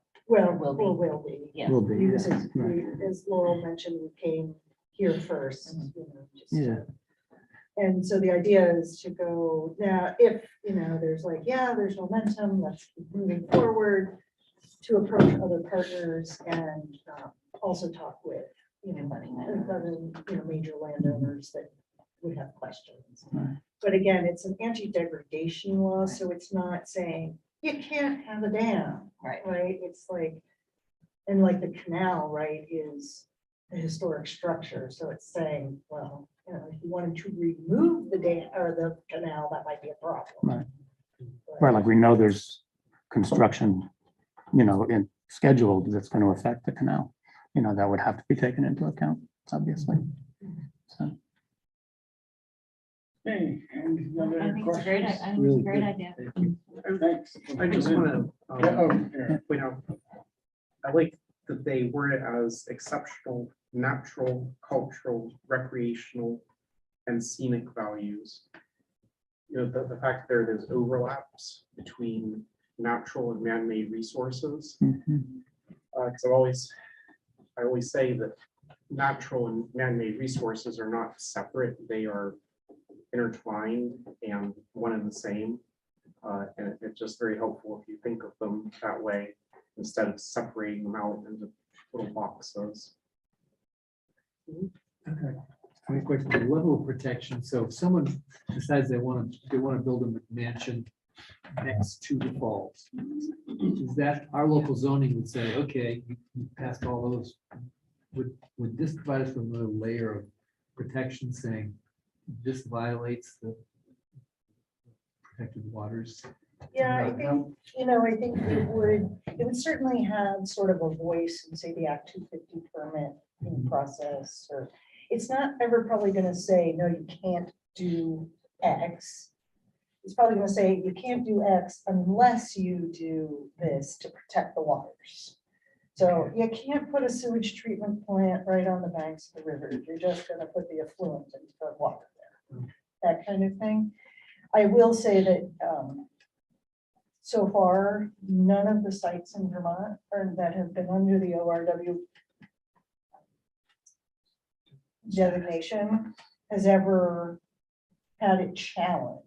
Like there's never been a ruling saying they can't go forward with something, they can't. But it just kind of gives an extra level of eyes on what happens there. Okay, we also have this one. So I guess it would be useful just to say, yes, the Conservation Commission is going to be supported by the select board to move forward. Is that what I'm hearing? Yeah. Yeah, Just wanted to make consensus of the really board. clear. Thank you. Do we need a motion? Just consensus? Yeah, of the just board, I think. consensus. That's lovely. Thank you. Well, thank you all. Thank you. Coming in. And we'll keep you updated as we all go through that process. Okay, next item on the agenda is Bonnie's future swap shop update. There was a thing in the pack, I believe. Yeah, I don't want to spend too much time on this, although I have gotten several emails, and I think others on the board have as well, from people concerned about this. So I want the general public to know the reasons for my conclusions. Okay, so a couple of months ago, Daniel Hovis brought a petition to the select board to requesting that the swap shop be reopened. And there was some discussion. There was a general, a lot said about the negatives involved with that, the hassles, the cost and so forth. I volunteered to work with Daniel and hopefully a small task force to discuss and look into and do some research how we could have one in Rockingham at our transfer station. One that was run better and more effective and cleaner and organized, all around major improvement over what we had there before. I spoke with Daniel on the side. I said to get together 2 or 3 other people and let's make some trips to Brattleboro, Springfield and Walpole, where they have good swap shops. And he said, give me some time to put together a task force. And there never was a task force. So I went myself to Brattleboro, Springfield and Walpole. And I learned a good bit. Just to let people know, each of these shops operates a little bit differently. In Brattleboro, it's only a warm weather shop. The building they're in isn't heated. So they close down in November and reopen in late April. And in Brattleboro, the town allows them to use a building on the premises. Town has nothing else to do with the swap shop. It is run completely by volunteers. They're only open on Saturday afternoons or Saturday mornings. I think it's 12 to 1 or something. And 2 Saturdays out of the month, they accept donations. And 2 Saturdays out of the month, you can go and get things. On donation days, you cannot even go inside. You can only donate. And on pickup days, no donations are accepted. They're very careful about what they receive. On donation days, they usually have 6 volunteers checking what's brought in. So I was there most kind of days, and the transfer station in Brattleboro is maybe, I don't know, 10, 20 times bigger than ours. It's huge.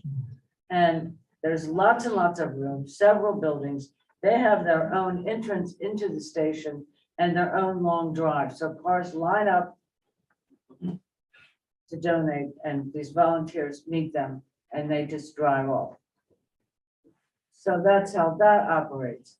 Walpole, now bear in mind, Walpole is a fairly wealthy town and it's in a different state. They have a transfer station that's probably 3 times the size of ours. Very, very, very well equipped. And they have a little auxiliary building Sorry. next to it that's designated for the swap shop. There's a window cut between the trash people and the shop. Town employees handle donations. So, I mean, I've made several donations over there myself. And you have to take it to someone, they say, what is it? What's it worth? If it isn't immediately, they look it over. And if they say, okay, we'll keep it, they have a place where they put it and the people that volunteer in the shop can pick it up and put it in the shop. And they are open all year round because that shop is heated. In Springfield, this one woman who is very saintly, I would say, if you know her. I do know who she is. She is true Christian, I would say. She does it all herself. She's been doing it for 24 years. And again, the town isn't directly involved at all. They just give her a little building to work out of. She oversees everything that comes in. The building isn't heated, but she's there all year round. So it was interesting to see how these other places work. And to come back to our transfer station, I spent several hours on 2 different occasions watching the ebb and flow and exactly how things work down there. And talking to the guys and getting a grand tour and everything explained. It which was interesting. I hadn't really understood all of it before then. It changes quite a bit. I mean, it's sort of like the restaurant business that I used to work in when I was younger. You can go in there at 1 minute and everybody's sitting around doing nothing. 20 minutes later, woo, all hell's broken loose and everybody's losing their mind. It's kind of like that down there. Sometimes people say, I go down there, people are sitting around. Well, an hour later, they're probably not. Somebody's just pulled up with a refrigerator and whatever. My conclusion is that we don't have enough room to do this with. All the other shops, they're separate from the main purpose of the transfer station or in a building that was separate. They all have their own entrances. Whoever's running the shop can handle the traffic flow coming in there. There's no other reason for people to come in there. What we have is one big building with open bays on the front and the back. It's metal, it's not heated, it floods during heavy rains on the western side. There's no way, and the problem with our other shop was that there was no way to keep any tabs on what was coming in. Too many people going in and out for, not just to get in there, but to have other business in the building. And leaving all kinds of terrible stuff. And we don't have the parking. In each of these other instances, there's plenty of parking so people can do what they need to do with their trash and recycling, park over here and poke around in the swap shop. We don't have that. It may look to you if you go down there during slow times, there's plenty of room. Excuse me, but there really isn't. Because if there are 7 refrigerators over here, Christmas trees piled up over here, somebody's got construction debris they're trying to unload over here, there isn't a lot of room. There isn't room for cars to park and people to really spend time poking around in a shop. Not without messing up the traffic flow. And I'm very proud of the way they have it working down there now. It really is, it functions very, very well. Everything's organized, it's clean. You can go through there even on a really busy day. Used to be, sometimes the cars would be backed up so bad, you couldn't even get in. People would be going down the shoulder of the road. And we have to do a lot more than we used to have to do. If the state is constantly mandating what you have to recycle and how you have to go about it. So that's changed over the years. So, I mean, a list of what we recycled, not that much, really goes to landfill down there. Your household waste, yes. And the construction debris, yes. But we recycle metals in what they call the metal bin. We've got single stream for plastics and glass and paper, household waste. And then in the main building, and then we have tires and urine we collect, food scraps we collect. And in the main building, they take care of batteries, light bulbs, electronics. So that's a lot. There's not that much that we're actually collecting that's really going straight to landfill. And the old shop, sure, stuff came and went, you know, I mean, I remember taking a vase or something once, a couple little things, and I took some things there once. But it had to be cleared out every so often. I'm not sure how often. You might know, Peter, how often. Well, when I was down there, and I spent 3 or 4 years down there, both on Wednesday and Saturday, and we get stuff in, and we had, at that point, we had kids that were doing community service in the high school. And that kids would spend all day lugging the junk that was left in there out and throw it in the dumpster, which taxpayers pay for. Right. Friend. So that's the point. The shop that we had, I don't think it did much to address the problem of too much going to the landfill. Because of the way it was run, because of what was allowed to come in there, it wasn't accomplishing that. It wasn't really addressing that concern. I think we should have a swap shop here somewhere. But I don't think we have room to do it right at our transfer station on Route 5 in Westminster. I'm sorry if people are disappointed with that.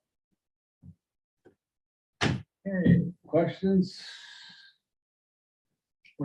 Just thank Bonnie for undertaking, that was a thankless Yes, task. it And was. you know, you took a lot of grief, and I was one of the people who was, really pulling for it, but you've investigated it thoroughly, and it's like we a saint and a location where we're gonna.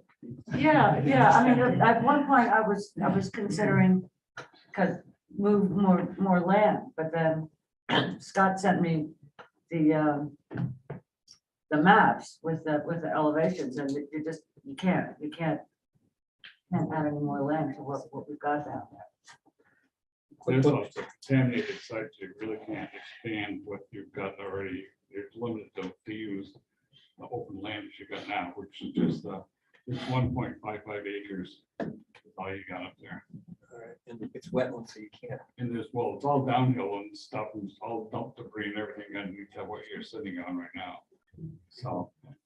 There's mounds of stuff there. We used to shoot rats down there when we were kids. And it's interesting, but anyway. Steve has a question. Yeah, Bonnie, in the 3 places that you visited, do you have a sense if they had things that ultimately they realized weren't gonna get given away? Did those just get added to the town's waste stream without? Yeah, in fact, compensation? Andrea, the saintly woman in Springfield, Right, Alex, Yeah, yeah. piece of work. I did. she I'm really enjoying it. is. Yeah. She really, a very, very sincere and devoted woman. She said she had a little quarrel with one of the Springfield Select people who said something. They saw her loading up a big trash bag to take over to trash. Right. And they said, or something like that. And she said, yeah, every now and then I do, but she has a cute little donation box there. And she said, I always get at least $5, 10, sometimes 30, and I give it to the town. So she said that pays for that. Right. And in Brattleboro, they said, this is hard for me to imagine, but they said most of the time when they have their pickup days, everything is gone Right. at the end of the day. But they're very careful about what they take. I watch them send so many people away. People come up with carloads and they stand there and go through everything that's in their trunk and say, no, no, no, no. And same thing in Walpole. They're very, very careful. And like for contrast, Andrea had probably 30 coffee makers, Right. right? And in Walpole, they had 3. And they said, and so that's why we're not taking any more. Right. So that they not only look at the quality of what they've got, they look at what they have on hand. No more of that, So it's interesting, but the key to it are volunteers that are going to really be consistent about what they accept, and a decent place, a decent location, and parking. Parking is an issue for us with the limited space that we have. So that's it. Correct me if I'm wrong, but I think when I went to Walpole, I talked to the woman that ran that, and their swap shop is completely volunteer. They have a list of dedicated people. They have a list, and if you don't show up, you call somebody else to cover for you. That has never happened around here, I can tell you. Yeah, they have a whole schedule. But up what to they right up do there. there is like, what she said, you bring it into the trash facility first, they weigh it, and if it goes to the swap shop, they don't want it, pay for it, because it's not, be that or take it home. They don't, Right, yeah, I've got, they weigh everything. They weigh everything. but they have, you can believe the operation they got a lot of money involved, vested over there. Yeah, they've got forklifts and everything. It's a beautiful transfer station. They get good trash. Good trash. The only too. thing that's missed down here, and probably a Walpole too, is the books. Yeah. The books, because people use that for second library, but You didn't have to worry about getting back on time. You didn't get to pay a fine. You just down there, and they transferred around. But then again, the library, we had nobody volunteer and they ended up on the floor. And nobody's gonna go through boxes of books. I mean, they're up there and sorted out. It's fine, So anyway, that's my report, and if people are disappointed, I'm sorry. I just tried to be as candid about it and as unbiased, and that's my conclusion. Thanks for your work. Yeah, thank you, Bonnie, and thank you, Peter, too. I've already sent my congratulations to Bonnie on an email. So that's your, that report was well done. You have to remind people, if you have quality stuff to give away, there are other places that you can donate your goods to that are resold at thrift shops. or And the Seneca availability of, and other Facebook groups. and all Yeah. those things. If you want something, I go on Satin River and Bells Falls. A lot of times there's somebody saying, anybody know wants this, or can anybody use this? So I mean, there's other options out there than just a swap shop that, yeah. Yeah, well, also Waffle, anybody can go to Waffle, anybody can go to Yeah. Springfield too. Yeah. And, Not any, well, you have to have a sticker at the end. You have to have a sticker, but if you're only gonna use the swap shop, you don't have to. Yeah. They never used to check stickers until I was there. yeah, I In the stood following- by in the then, following yeah. week, they started checking stickers. But, I mean, it's easy to donate at Waffle, really is. I mean, I had a good friend die a few weeks ago, and I had to empty out his apartment. So I made several trips over there with nice things that they were happy to get, you know. So. Okay, we also have the swap shop. All right, that being said, let's move on to item 6, which is the approved submission for TA grant, transportation alternative grant for a trail extension. There's information in your packet, and there's a motion on the front page, and Gary's here to address and take questions. We went all through this. We did. We went through it at an earlier meeting, so it's not the first time you've seen it.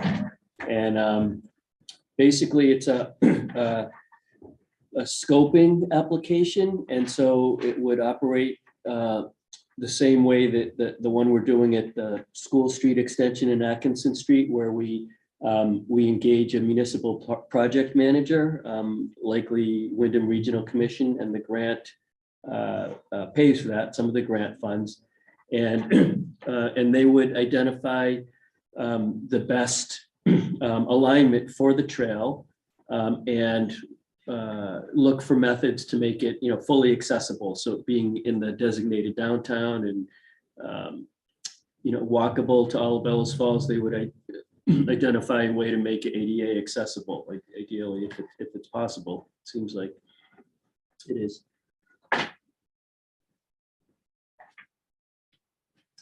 Okay, then your questions for Gary, or another question I have as usual, where's the money coming from? 10,000 you're looking for. We have some additional monies, remember, we. Okay, put it in I always the ask the line question. item, And we do have money. I'm the money guy, and I watch that stuff. So Someone's we do have some funds available. for Okay, that. that's all we know. So the Walk the Bike Committee supports this application. We're working hard to provide public process, which is one of the criteria for the grant. I mentioned that last time. We're having a forum in January for all the involved bike and ped people. This would be such a benefit for our town if it came through. And we've got this beautiful waterfront. 19th century towns turned their backs on the waterfront. Most New England towns did. Now, if you look all around the country, people are developing their waterfronts as beautiful, peaceful places. So we're pretty excited about this. Or they just wish they had water. Exactly. Arizona, right? Yeah, there you go. You know, our outstanding water resources application, there's some Yeah. real, advantage to having water. Yeah, it's a gift. Okay, there is a motion on the front page. If someone wants to read that, we'll get this operation out of the way. All right, I move to authorize the municipal manager to execute application and documents and a support letter from the governing body of the applicant municipality with acknowledgement and source of the local match of $10,000 for transportation alternative grant scoping study for the trail expansion of the Bellows Falls Historic Riverfront Park and Trail Systems south Second. through Larry Meadows. Second. Made and seconded. Any further discussion? Hearing none, all those in favor say aye. Aye. Motion passes. Hey, review 2024 general fund budget. It is. Okay, so I think we still have Alyssa on her, Let's say you still with us? unless she's engrossed in Dancing with the Stars or something and has completely blown us off by now. No, she's here. Oh, there you go. Sorry to wake you up. So thank you for your patience, Alyssa. Yeah. So this is, like I said, this is a first cut. We will have at your next meeting a pretty in-depth follow-up with highway, capital, ADA, ARPA money, and our debt schedule, because I know that's come up with various conversations with folks. So this is really, we're not going to touch on that at this point. I did hand out something to you just because if you look on the first page, under CLG grants, we did not put a dollar amount in there in our proposed 24. And I did hand out some information that came from the Historic Preservation Commission from last night. They just went through and at least for their recommendation on the budget for 24, put some numbers together. Obviously, the board has to look at this in a much more intense detail in looking at the reserve fund question, but the CLG portion we will plug in, so that number will be added, and that is a reimbursement. The CLG does get a reimbursement for that. So just so that you're aware, right now you'll see that number as a zero if you look about halfway down the page, and that will be plugged in. Bigger issue, obviously, going forward is from our historic structures report presentation tonight, is we obviously have significant financial challenges to bring the meeting house up to at least a rehabilitation standard, I think is what Melissa kept calling it, as opposed to a full preservation standard. So we're looking at how we can get there. And if there is a Save America's Treasures grant, as Walter had pointed out, there is a option, or there is a requirement, not an option, for a match. And so how we would match that, and he has, for example, put a $325,000 number in their proposal. As part of our discussions as we go forward with potentially looking at ARPA, or possibly even an article, if it's something that the board would be interested in pursuing, as we get into that discussion on the 20th. Does that have to be town funds or other sources of funding can be that for that grant? There can be a mix of in-kind funding, there can be private donations, there can be town funds. We cannot use federal dollars. So if, for example, we have some chunk of money coming through the CLG grant, that we could not take any of that as part of that. Or the ARPA funding? Well, the ARPA And that's funding, separate though. Don't forget, we adopted the resolution, so we sort of push those funds into our general fund. As part of that now, I think the allocation of how we spend it is different. So, The select board will have more of a voice in that than if they're part of the general fund, yes. the way that we did that, we did those replacement funds for COVID, if you remember. Yeah. So we have more flexibility now as to how we can apply those funds. if I may, that 325,000, that's a placeholder that's essentially based on conversations, assuming that there would be a pulling together of some ARPA funds, some former ARPA funds, if you will, as well as funding from town articles over a 2-year period, not within, because the way that the cycle goes with the Save America Treasures, even if we were to apply for the current cycle, we would not be seeing that money until next fall. And we would have up to 2 years to spend the money. So we could accumulate funding in the reserve fund. That's the assumption. That's one underwriting assumption there.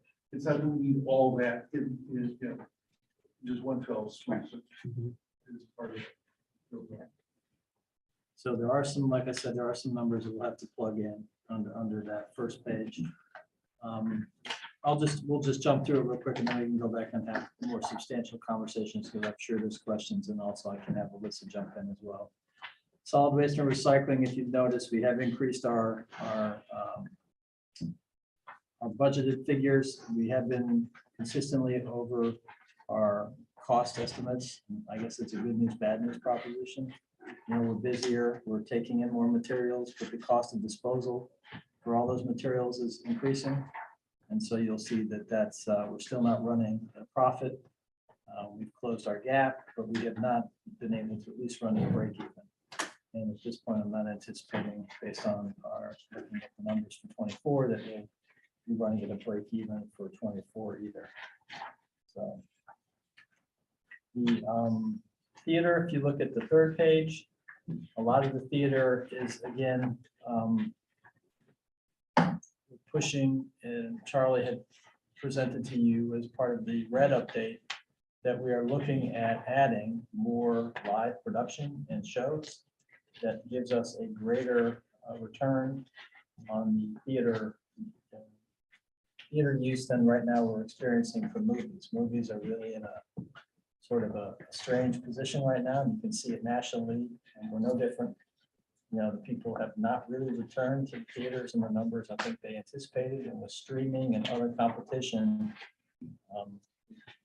how a first-run movie theater works is going to be an interesting conversation as we go forward. So you'll see that we definitely have some challenges as we try to maintain, which is a very important community asset that we want to continue to provide. Not a lot of other changes. I think the one thing is we went forward through just general town operations. Any of the built-in increases are mostly related to inflationary pressure on just our operating expenses. There are no real reprogrammings that we have proposed, and there are no additional staff that we have proposed in the budget at this point. There are some things that we have kept in the budget that we will really, at this point, we're not sure of. We'll have to see as we go forward how we do with our fuel costs, as we've all experienced, a pretty significant increase in heating oil, and now it seems like that market is more volatile than ever. It's going up and down. So we did forecast it to the best of our ability, but again, it's really sort of, we're at the vagaries of the market, how that's going to go as we go forward. So those are the big things. The employee benefits, a couple of things on there. There's just your information that are impacted. We had discussed that the premiums had increased on the base premiums across the board on all the offerings with Blue Cross. That was a state of Vermont decision. We're in the middle of our open enrollment period for the enhanced benefits that we had discussed and that you had approved at the previous tri-board meeting. So we'll see how those numbers ultimately shake out. We had a slight increase in our Beamers contribution. That was again a state mandate. That's something that we had built into those numbers as well. So you shouldn't see a significant change. This is our last year for our service agency requests and the current funding levels for those. And I had sent Peter something that another community has done where they go through an evaluation process in terms of how they evaluate various requests for funding. So it's something that I think Peter's interested in. We are at that 5-year renewal for next year, and how we want to start a process to engage members of the board and others to try to evaluate those and ask the agencies as well as potentially new agencies to participate. It's probably going to take up a good chunk of your time next year. It was an interesting information you sent out. That was something similar to what we tried to do several years ago. You had mentioned that, so that's why I pulled that out. We bunched this down. At one point, this whole service agency was $120,000, believe it or not.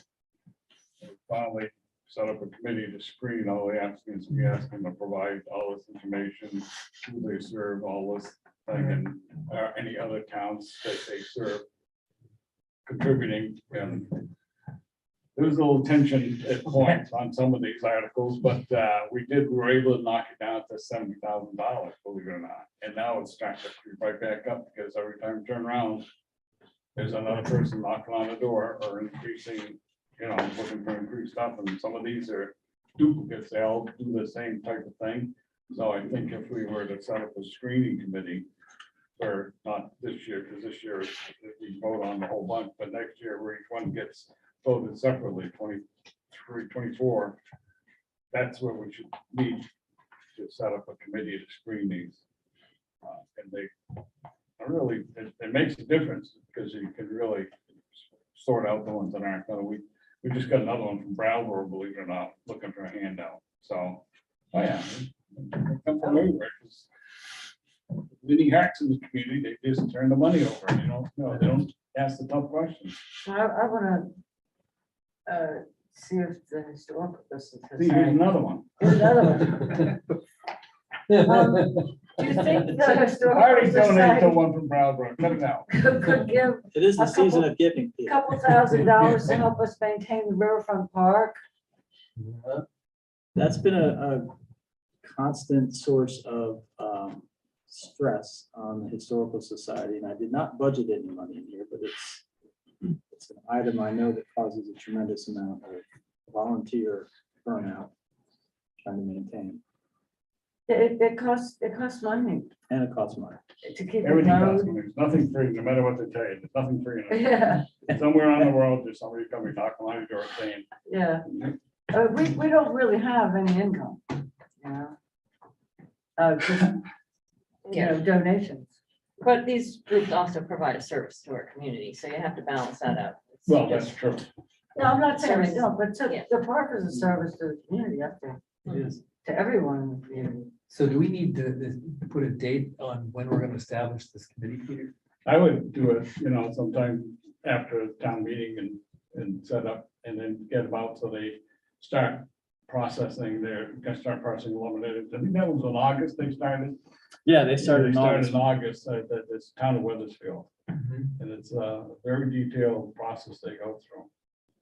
And if you don't submit by that date, too bad, you're out of luck, you don't get any money. So, I mean, it's a hard stance to take, but you gotta start looking at the taxpayers' pocket, especially with the economy the way it is right now. It's gonna be our tough job this year. And next year probably following, So so. is it too late now to get something in for request for next year? No, you have to put a petition in. As a new organization, you have to put a petition. in. Oh, And that gets voted at town meeting from the floor, whether they want to fund it or not. okay, so, but you don't get stuck into that bundle that you've got? No. That's a Okay. 5-year process. The Okay. complete review is every 5 years, but yeah, you can do individual requests. I want to point out to you again, the ambulance contract, we were still working on looking at alternatives. We kept it at a level funding. I don't think we're going to stay at level funding, but I just wanted to bring that to the board's attention that right now, that's the placeholder we have on there. Scott, will the competition possibly bring that number down? No, Sad part is competition is actually going to increase that number Whoa, how does that work? because you it's a got quality quality of versus. service that you gotta look at. But I'm not, at this point, I'm hoping that we can have a meeting next week and the fire equipment folks can look through, all of the first responder folks can look through our options and then we'll come back to the board on the 20th. Where we are. Was the issue with the temporary use of the Bells Falls Fire Department, was that a resolve that came up at the tri-board meeting? It's resolved. Good. So anyway, so that's just again, for We your got slammed, information. our board got slammed on that one from Mr. McCall, saying we didn't tell anything to them about doing that. That's another story for that. Never. There's a whole host of items on, under capital projects that we're gonna go through the next time, so I don't wanna jump into that in great detail. Some of it deals with stuff in the current year budget. Some of it deals with stuff that we're gonna have to talk about with the roof and some other projects. Obviously, in the reserves, you can see that there's some issues. Gravel pit is a conversation we'll have as well. We're at a point now where we have to start, and we're going to look at doing an RFP for trying to mine some of the area that then we'll have to do the closure on. And that's sort of the period, that piece that's abutting Bucky Adams has bought the old garage property there, the Savages garage, and there's some mining already going on there. But that's not us, that's a private activity. But we'll have to do some on ours because we'll be at a certain point, we're going to have to start. I don't remember where we are in our 5-year closure, but we're getting close. So we'll mine our material, we'll have to do some reclamation and loaming of some of our other lands. And in the spring, GMP is supposed to be coming in some of the areas that we're going to mine. And then they'll be putting in the transmission lines, which will then go out and connect to the new solar array. So that's happening in the spring. Is income from the solar array, does it appear anywhere here? We did not put the income in until we know for sure that they're going to do the utility work as well as when that triggers his responsibility to us for the 50,000. So we did not include it in your budget estimates at this point. We'll have a whole update on our bonding and our debt schedule. As we talked about sort of a debt diet, one of the things the fire equipment committee we've talked about is we don't want to take on additional debt for vehicles. And as you can see, you're still paying off previous vehicle acquisitions. So those we're trying to basically get those off the books before we get into any larger scale acquisition. So that's part of why we talked about retrofitting and potentially looking at our equipment mix to see, are we overstaffed?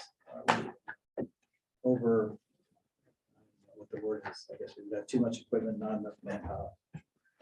And Scott, question on that, if the report that this consultant's going to provide for us on the fire department, if it suggests some ways of sharing equipment or merging two departments or whatever, that would affect very much the debt planning, wouldn't it? Because we won't.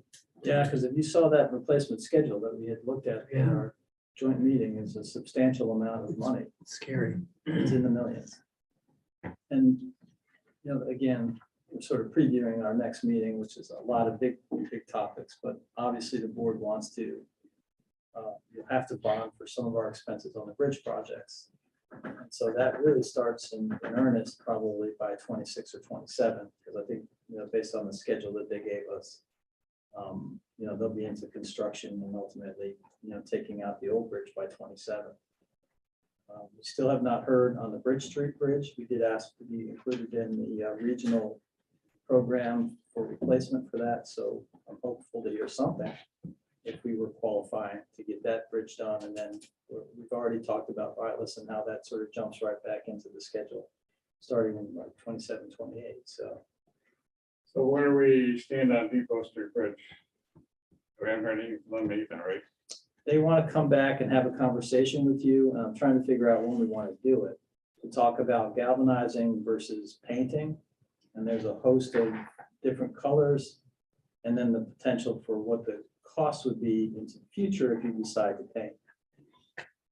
And the bike ped committee, the walk bike committee also sent some recommendations made by Jonathan Weber from Locomotion. He's a volunteer in our committee in terms of the, for example, expanding the bike ped bridge is only 8 feet wide now. And he thinks, and we sent his suggestions to the V-Trans folks via Scott. That should be wider. And some other things, some other suggestions, not that it will add a lot of money, just to make it 2 feet wider, but so who knows, but that went up, and I got a note back from that from the woman who's heading the project for the Canal Street, rather Depot Street. And they said they're going to review some of the suggestions that were made by this guy and get back to us presumably at this meeting, Scott, that you're talking about. Yeah, I only had very preliminary conversations with the engineers, and we have to do a little bit more work to sort of put together a more in-depth presentation. don't know if we'll make it for the meeting of the 20th. We might have to push it into the first meeting in January. Just because I think the meeting of the 20th is going to be pretty comprehensive with all of our budget stuff. So I think that one's going to require probably its own meeting early in January. And what about this bridge reserve line? Yeah, I was just going there, thank you, because so we haven't put anything in there, and that's why I asked about Bridge Street Bridge, Depot Street Bridge. Because we should be putting money in, because that's when that comes up, it'd be nice to have a little jingle in our pocket to help defray some of the expenses. I thought we had oh, we used it. I We think, used some of it on. For the Yeah, we've boring, done that right? for a while, that's why. Yeah, I know, For some we reason or raised other, we this just haven't put it. Thought we had years 50 now. thought we had 50,000 we were setting in there. I for. thought we did last. I thought think we there was set some money in there 40,000, last year. and I think Alyssa, we talked about this, right? There was 40,000, and then some of that was spent. And then I don't know. Yeah, those been spent, because you can just look at the expenditure Right. line, there's charges to the Depot Street Bridge in there. Right. So last year you took 100,000 from fund balance to offset your tax rate. So far, just looking at our first cut of the general fund, if you look at the bottom line numbers, we're still a little below where we were last year. We do still have some modifications to make, like I said, with the CLG and a few other items to add to this. And then obviously the discussions on highway and capital will impact that as well. Alyssa, is there anything you wanted to jump in before the board sort of jumps in? Nope, I'm just gonna try and look up the bridge reserve while they're talking. Okay, They you taking questions? yeah, absolutely. All Yeah, right. that was just a highlight. It was not meant to be comprehensive. On the second page, I guess, the only thing I'll request, can we get these pages numbered? A little easier if we say go to page such and such. Right now, we don't know where we are, other than mentioning something, but on the, actually, the second page in, it's got, starts with total revenue. You get on the manager, you and I talked about this, Scott, we've been Yes. around. Executive assistant and manager, there's an increase there. What's the plan there? Up from 12,600 to about 12,020. Part of that is we've been splitting a position with and offsetting some of that time with grant revenue. So we've been using some of Betsy's time. So that's, some of that's an offset to her time, and then we've also been using it, some of it when we get grants. There's administrative offsets, which we then use to help pay some of that other time, as we keep track of the grants. And so really, that's what that is supposed to be there for. Scott and I have been running around about having a full-time executive assistant. We talked about that earlier, didn't we? You know, we used to have one, and that took care of all the minutes and gets posted and agendas getting out in time. All the ordinances and stuff being updated. I know there's a book that you guys have enjoyed going through. Sue's got one, I've got one. It's about 3-inch thick folder. There's one in the office, but it's all ordinances and it updates and tells who's elected to what and how long they're in there and all this. That was all updated by the executive assistant. So, you know, if we had someone full-time or 3/4 time, I don't know, that might alleviate the log jam down there. I don't know how the rest of you guys feel about that, but. I think Scott, sorry, go ahead. Go ahead, Bonnie. I think we should.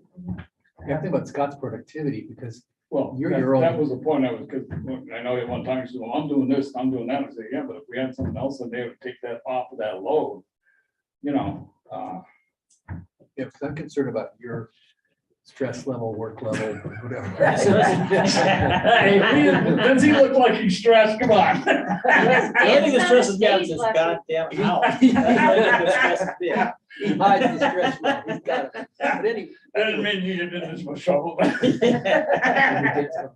Yeah. And we know you're a performer, Scott, we talked on the stage, but seriously, would it help your productivity to have something like that or not? It would help for sure. I mean, like anybody, right? We're juggling multiple balls, and even tonight, right? Everything we talked about. All of these items require follow-ups and, you know, cannabis control resolutions to the state. And Would that person attend our meetings perhaps and help take notes and then, or not? it's possible. Depends on the job description we come up with. I mean, others would probably come up with some pretty good job description. I mean, the But they challenge also is, could run through the meeting recording too. Right. And physically have to and be there's 1,001 details, right, of things that we talk about here that require a follow-up. Silly things like putting posting signs on gates at the The transfer, pit, the for gravel example. pit, right, that, I'll leave myself a note, but it's in a pile. right. At some point, I check with Andy and it'll get posted. So it's things like that where somebody would be able to really, Yeah, I mean, when we had Carrie here, I mean, she was sort of the first line of creating that list. Oh, She yeah. managed that list She and did she, all that stuff. so it did take a huge workload off. Oh, yeah. What do you Well, need, Caleb? Well, do we have Open the authority to insist on this? we can add it to the It budget. was We just did eliminated. not, We we didn't didn't have hire a it. conversation. Peter, has talked about it, so we can certainly add something to the They're budget. always- What do you think, Peter? What do I think? Yeah, so we add it to the budget, make it. I think we should, I've been I for think we that, should. I mean, Yeah, for years, I've been for that, adding it in. I mean, When was the last time that we had a full-time manager? Carrie was here. yeah. 19? When did- And then we went through a series of people who didn't work out, because it's not an easy position. Right. No. And, I mean, maybe a 3/4, something where it's, the part of the problem is, it's not necessarily a highly paid position either. So, I bet that you would have good benefits. Right. But it could be someone who has, a family it could be worked around a school schedule, for instance, so. as I had mentioned, two viable candidates, good viable candidates to Scott, but I don't know, I just either. A lot of them are, because of previous issues with the other administration, they're burned once, tried twice, you just, and it's trying to, even if you tell them Scott's a good man to work for, they say, yeah, I've heard that before, So, we try to push that, and I don't know what happened to it. Well, if we describe the position as flexible hours and let someone work during school hours, but also attend our meetings, That would be good. the trustee meetings, the select board meetings, the joint board meetings. Well, that's always been part of the problem, though, because if you're working a full day and then your day gets extended to 9 o'clock. Yeah. With the Zoom now, you don't necessarily have to be here. You Well, can look right, at this well, but I recording meant later. by Zoom or whatever. Yeah, Yeah. But also I meant like the job would end like at 3 p.m.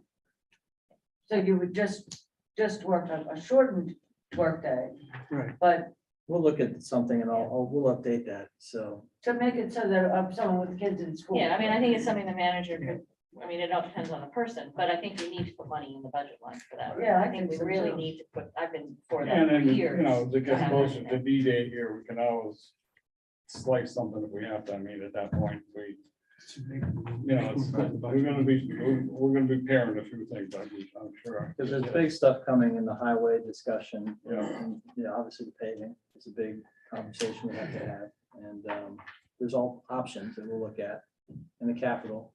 And like you said, if we want to start building reserves. Reserves for the roof on this building, that's one of the things we have to talk about. We have some pricing beyond the stuff we've already talked about, which is the reinforcement of the trusses and and getting the theatrical system up and running. So.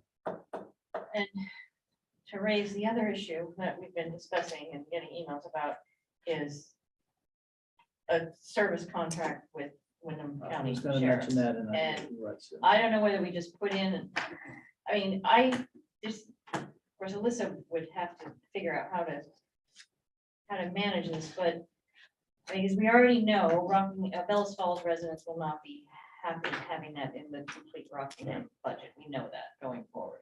Saxons River already has a contract, $7,500 a year, I believe, for 3 hours a week.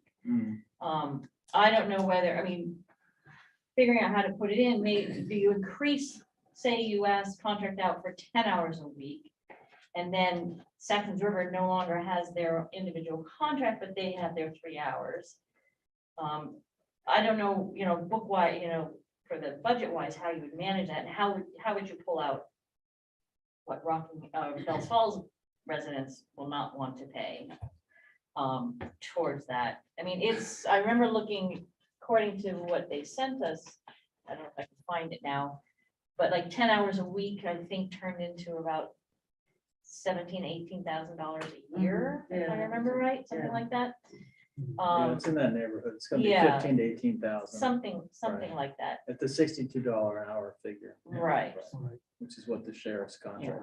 But then there's the question of, well, they only have 5 people, and if you add on another, that's somebody's, that's a quarter of a person, and they're already stretched thin.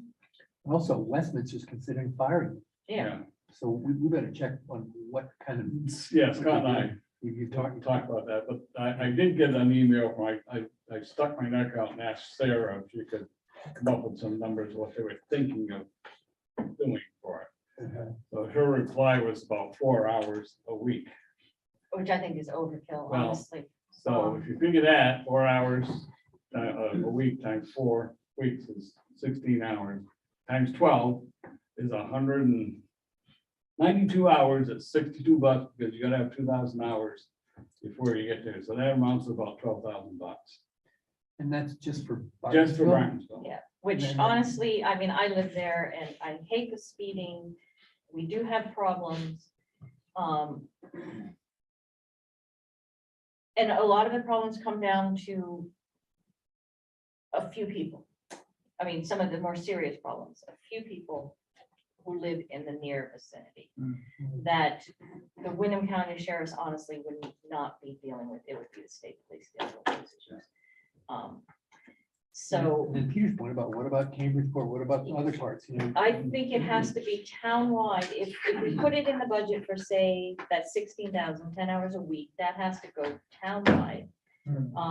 And the thing is, you also can't, it has to be randomized too, because if you say, okay, they're gonna be here every Tuesday from 1 to 2, you're gonna slow down from 1 to 2. You're not, it's, Right. Well, I think you target certain days and Yeah. certain activities, but you're right, it can't be every Tuesday at the Barnesville Bridge, because Yeah. that's silly, right? Yeah. That becomes self-defeating. So I think going forward, I think that my opinion is that if we're gonna do the police thing, there should be an article probably on the town warning to see if people want it. Then you can find out if the rest of the town wants to pay for it, fine, we're golden, go ahead. That's a good way to handle it. Yeah. Put it out there to the But, town. but if the vote is no, well, then what's the answer to the Barnesville people? I mean, as we said, they can fight, make their own district and.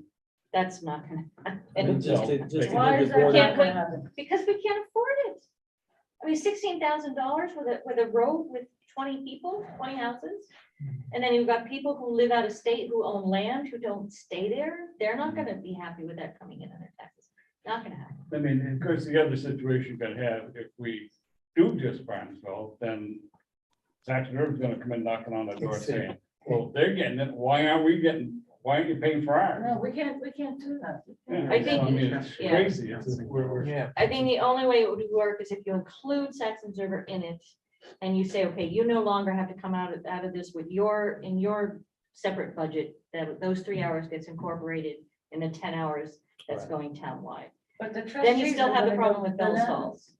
That's one thing that you may find that's the same as the fire department says, it's gonna be, we want control of what we want them to do, not what you're gonna tell them to do. Well, no, So- you could do that in a contract. Well, You could have, they wouldn't change their contract, it just wouldn't be paid for separately in the Saxon River taxes. It would be incorporated in the, I'm not saying that, I'm just saying that it's a control factor. yeah, oh, yeah. You know what I mean? They're gonna say, we want to be able to tell the sheriff what to do, not just because everybody's paying for it, you know. Wouldn't they report to Scott, though, and Scott would be the meter? You would think that Well, would be. the way that's to some go. kind of, that's been one of the biggest complaints in Westminster, is when they do arrive in town. Right. Nobody has any idea where they were, when they were, That's why right, they were. yeah. Yeah, no, it's. And then they get a bill and they're frustrated because they In didn't feel Saxon like River, they got. has faced the same issue, it's the same as Scott was just saying in Westminster, they get a bill and people say, "Well, what do you mean? We didn't see anybody in here, you know, Yeah. so. Yeah, I know, it's a And like Sue challenge. just said, Yeah. they don't have enough personnel to go around, you know. They only have 5. Yeah. Yeah, I mean, how are they gonna add another town? I mean, I don't know if there's, any other, I mean, it would be great, but there's also people who live in Bartonville who don't want police presence in town. So. I mean, what are they gonna do? Sit on the side of the road and just wait for someone to speed by? And a lot of people are uncomfortable with seeing a police car just sitting there all the time. Yeah. You want somebody, if you have an issue, if you see someone dealing drugs at the bridge, which we do, you want to have someone who can respond quickly. We don't have that in any case, even if we contract out to Wyndham County Sheriff. Because it depends where they are, and you can't predict. A lot of times that happens at night. They're probably doing it right now because it's Oh, dark. sure. So,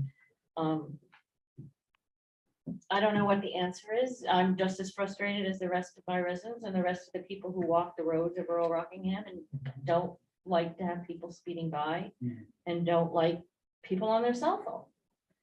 I mean, I nearly got hit a couple times already, just because someone swerves away because they're on their cell phone. Yeah. They don't see that I'm walking my dog on the side of the road. Amazing, the laws out there, they're not supposed to be, you're supposed to be fine to do, but then they go right to town. Right. But I don't know whether we just put it in there as a placeholder so that, okay, we've had this discussion, this is what it would cost. We don't know if we can manage it. We have to work out the issues with Bellas Falls and with Saxon Oh, River. yeah. There's a lot of things that have to be worked out. Yeah. I like Peter's idea of bringing it to the people though. Yeah. And that Well, way. yeah, but like Sue said, throw in the 16,000 for, whatever it is, and for, the thing, put it into the placeholder, and then, we know, and if it so happens that it goes down, we don't spend 16,000, simple as that, then we just have to go down the road further from there instead of seeing and get a response from Sac River, what they think.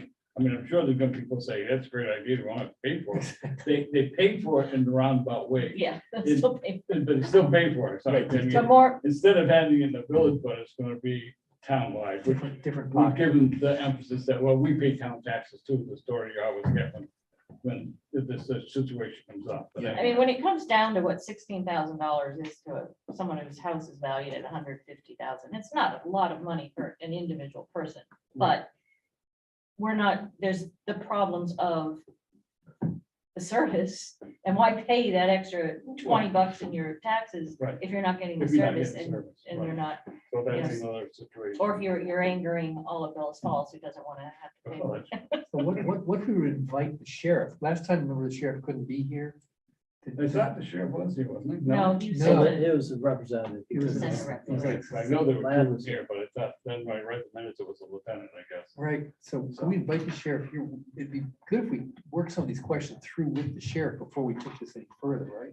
Well, No, the I other don't thing think is, we're gonna get the answer, so. Well, like how many people do you have? They've know- already said in that letter that they had filed. And also, why is Westminster unhappy?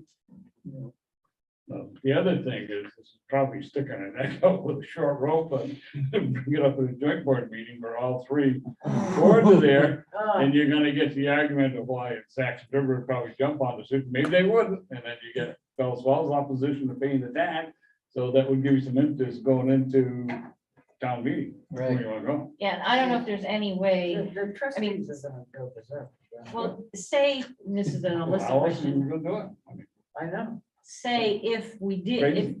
did put the money in the budget, is there any way then we could put it, okay, so this is many taxpayers in the town of the village of Bellas Falls, we credit their budget, the $5,000 or whatever it is, so that then they're not paying for it in their taxes. Right, they're basically 3/5. 3,000 out of 5,200 is what, right? That's Is it the ratio? 3/5? I don't know. what the I think it's ratio is. 3,000 people in Bellas Falls and 5,200. Well, that's people, Yeah. not necessarily taxpayers. Oh, okay. So I don't know what is for taxpayers. But that's I imagine it's a nightmare. That would be a question for Nemrick for sure. Yeah. But it Okay. could just be a simple transfer of, this is what you would have had to pay, here's your $5,000. I don't know if that's an answer to stop that problem. Okay, let's move along here. Town hall, I guess it's the third sheet in. Wages maintenance, there's zeros there. That's because you're not gonna call up for any maintenance on the building or whatever. But we used to, remember Bruce Bennett was hired at one point, a couple, 3 years ago, and he got dismissed, so. I'm not complaining about it, I'm just wondering. I just- No, we that's do why. have cleaning in the building. I just don't think we have put it, Okay. I'm well, trying to. You might have dumped it. What number is that? It was on the third page. It's the, under town hall expenses, 110, 10, 3720. Okay. So we I have think- $2,500 in, $18,000 in custodial services. Yeah, that's why I didn't know you might have dumped it someplace else instead of That's having a right. dedicated person for maintenance, that's all. We just used. We the had a contract. figure in there for a dedicated person at that point, sometime Mhm. before. Right, we have the contract. Okay. Scott, sorry, quick question. The insurance, is there insurance on the meeting house? Is that included in line 3950 buildings and contents? All of our property is insured.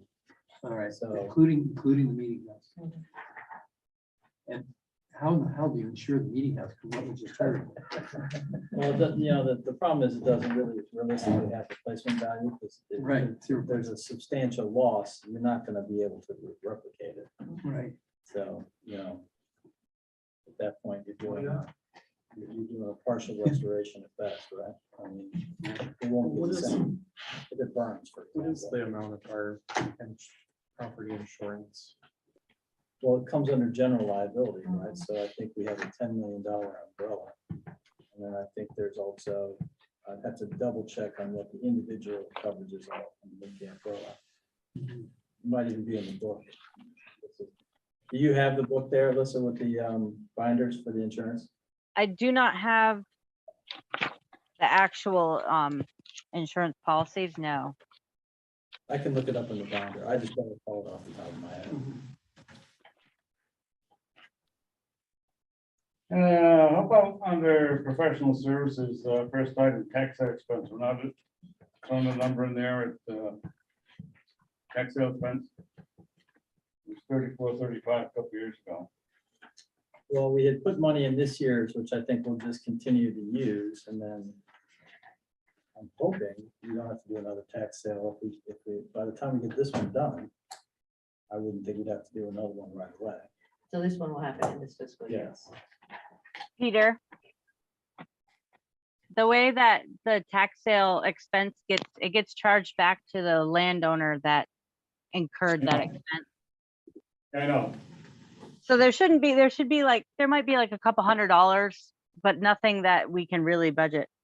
We don't know. but tax expenses, the lawyer's fees and stuff, so I know that all gets paid back when the property's sold, so. Yeah. All right, And we so- charge it directly to that property. So when it sells or when the homeowner pays, it just gets paid there. Yeah. Good. I don't know, I found that the page is not being numbered, kind of screwed up here. trying to- Sorry, I forgot that from last year. That's all right.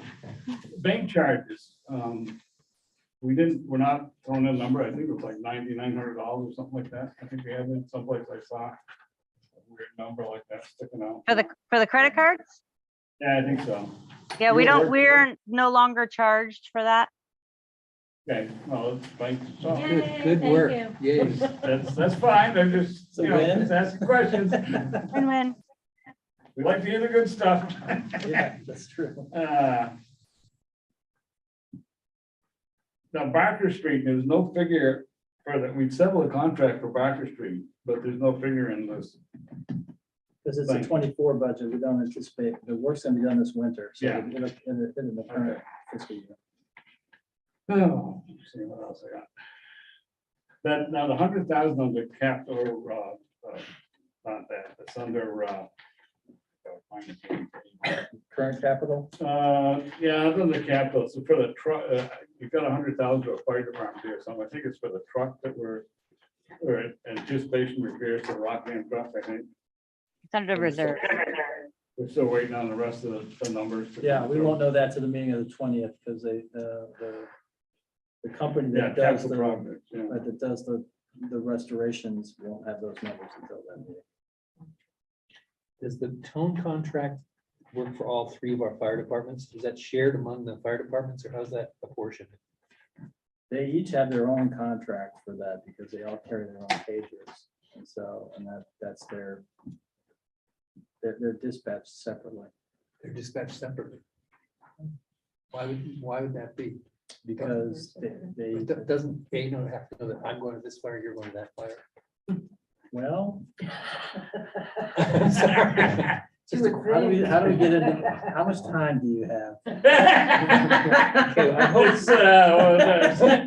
Can you Boy, make- look can at you that. make- There's no short answer to that. There is a protocol for responses and there is a whole series of based on dispatching and the type of fire that it is, who is supposed to respond. But it's not always consistent how it works. And so Our consultant look at that. That's exactly one of the issues that will come out of this is just how that is working or not working. Because that's $20,000. Firefighting is not cheap. Volunteer firefighting is not cheap. The cost of the apparatus, the cost of the equipment the guys wear, the cost of the training, cost of communications. We're gonna have a radio grant coming for the next meeting. $100,000 to do upgrades for repeaters, digital radios, so they can share on a scene and have multiple. That's the other thing. Every fire department has their own radio frequency. So you can get on a fire scene and they might not literally be able to talk to each other.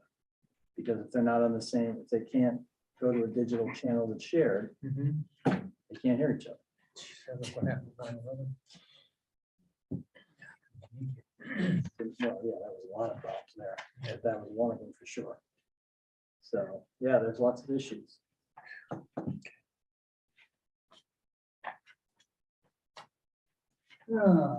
How's that?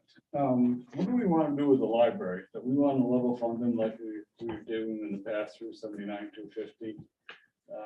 This year, they're, if I remember correctly, they were $9,000 over that figure, so they're around 388 something.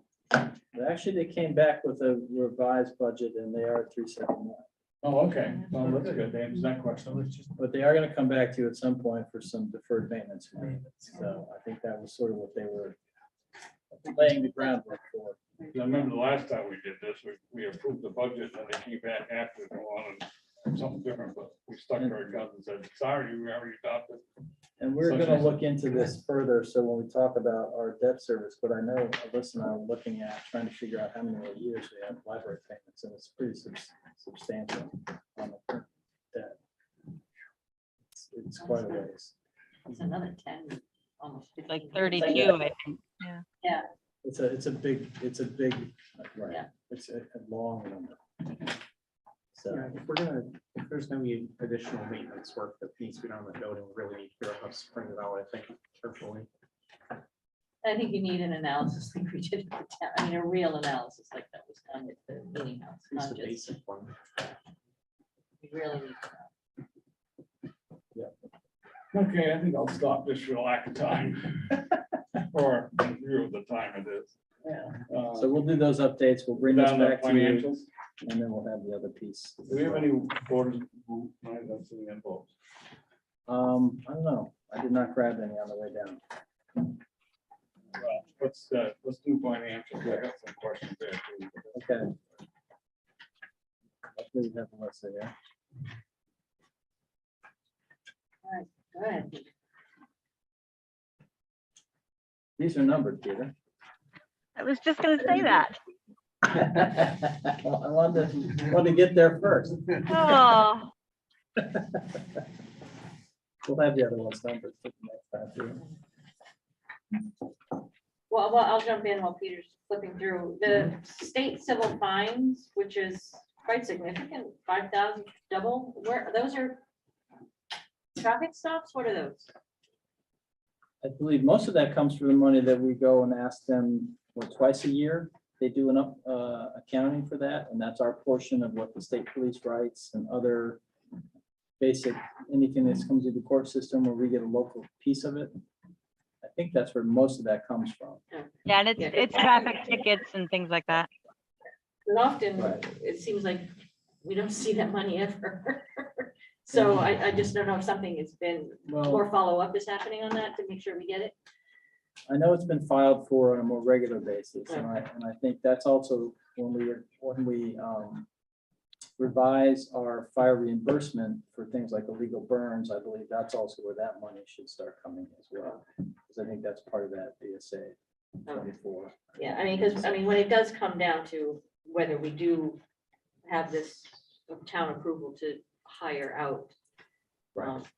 we would get some, potentially get some of that money back through. There's a this piece that fine. comes back, right? As you would think they would be writing more tickets in the town that would then come down to us as opposed to incidental tickets that they just happen to catch the money in our town.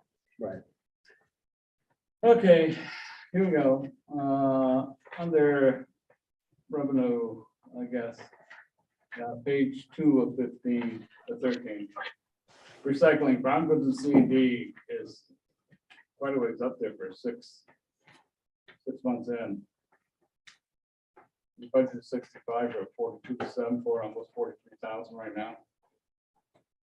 If that pace continues, we're going to be at 80 something for revenue on that line out, which is good. Which means people are going over the scale. Mhm. That's what that means. And garbage disposal seems to be on target at 43%, a little low, but that's all right. The concern I have is the transfer station permits. Very low. Yeah, that's a lot lower than that, so I guess we don't know if we're not checking. I guess I gotta get out and put my policeman's hat on, I guess, get down, stand down there.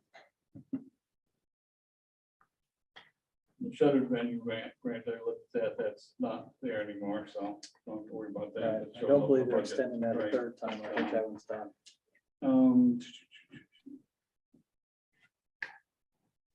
But they're doing actually pretty well. With everything with They the, are. with the theater revenue that's coming in, it's really that much money? It's 44,000 that came in, or is that? No, 20,000 already. For special where? event revenue, page 4 of 13. Page 4, okay, hang on, let me get there. I was looking at the other page, so it's not with the, The thing with the special event revenue is that a lot of that gets paid out on the expense side. Right, but still, I mean, when you add that in and then you add the Yeah. expense, they kind of, right. they're pretty balanced at this point, I mean, which is great. Well, and Even that should even if you hopefully, take out the grant. the hope is when we do more of these, especially like the Charlie, they're doing the concert series now and Ray's Honor and a few other items, so we should see more of those types of events too. And the Brattleboro Select Board voted themselves a big raise. They're getting $6,000 a Dropping year. again. 600. Also, they're paying. Should I add that to the budget? Also, they're paying for childcare for people too. It's like they've got all these new benefits for select board members. in Brattleboro. Very generous. Interesting. I'd do be satisfied just with little electric heater under the. You're right. Oh, God. We don't ask for much. Look at me, that's what, She's frozen. Yeah. I am It's bringing a What's, blanket. on page 7, what's with the recycling expenses, materials and supplies? God, it's 66,000, what the hell are you spending it? I think 245% increase. So that's because Larry buys boots and sweatshirts or something. that's part of that. Right. Yeah. Okay. So we let's have move to, if that's gonna be a regular allowed thing, we should update that line. Well, it shouldn't be, because once you get an allocation, since you're only doing 3 days a week, it's not like you're a full-time guy where you're getting a uniform allowance, so, Right. yeah, it should not be. We'll have to have that Okay. discussion. Page 8 of 13. Remember last month, we moved that 110, 10, 37, 50, 89 line up into the recycling expenses to get the true cost. But then the next line down, you show 110, 10, 37, 60, 45 for the same item. That's got zeros in it. Can we just remove But that line? The line can't go away. It'll sit there until next year, Oh, then it'll okay. go away. Yeah, all right. I just wondered what, I know we moved it up to get the true cost of because we never used to budget any money for that, municipal solid waste disposal, that's why we always end up shooting the money down the tubes in our budget, so. Yeah. and that's why that loss is there, where we are. County tax looks like it's gonna stay the same. Hopefully. Then I'm doing some more. Insurances, are we pretty much done with those, Alyssa? Are they, because it's at 75, 78%? Or there's more coming on that? We have one more quarter to pay. We got one, I thought we were paying that half. 6 months, no, Mm-mm. okay.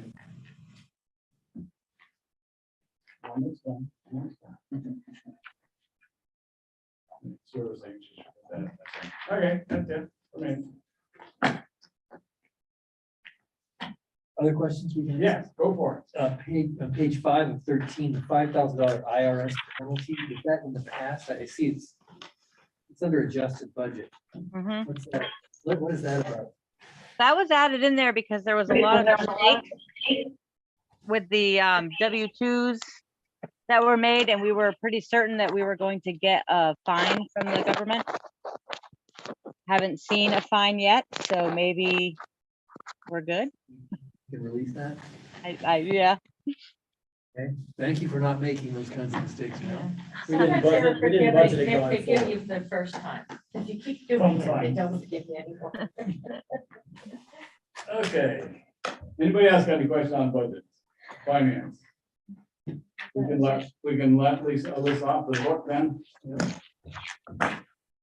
Okay. Yeah, let's go on to we can do the bills and orders, or the one sector. Agenda items for the 2022 meeting. We got town moderator appointment that we didn't take on this, but thank God it was, because it only takes. I figured it'd be like, yeah. We only have one applicant for today anyway. We haven't Who's seen gonna do anybody. it? Who's gonna do it? Oh, we don't want it. It's a we advertise it's on the website and stuff. I asked a couple other people and I haven't never heard back from them, so. To be accepted. Oh, be accepted. Yeah, oh yeah, you talked to Scott about, but we need a formal letter that he wanted to run. So That'd be good. You're on. so he, you know, he's done the village for so many years now, so. Anything else on the item for? Or you should have I'll have the updated fire reimbursement ordinance that we talked about, adding a section for collection, so that we can have some teeth in it, as well as we should have the radio grant on there as well. From, We need USDA. to also bring up the amount of money for that fire study if we're gonna do. I spoke with them today, and I'm still waiting to hear if the USDA is gonna participate, so it's not a dead issue. Under that rural business development section, there is some possibility that they might fund some portion, so we might be okay. Who's that? So I know the under village USDA, was gonna do it, and I thought it. There's a community- there's Debbie two- said they already approved the money. yeah, there's two Yeah. sections, right? There's a community facilities section, and then there's this rural business development. Well, under rural bill, oh God, stumble all over this. Under the rural business development section, they are reviewing the fire feasibility submission. And I should hear from them shortly as to whether or not it's fundable under that section, including the Saxon River portion, which they're not eligible for under community facilities. Okay.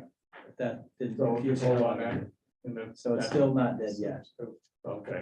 Yes. That's development.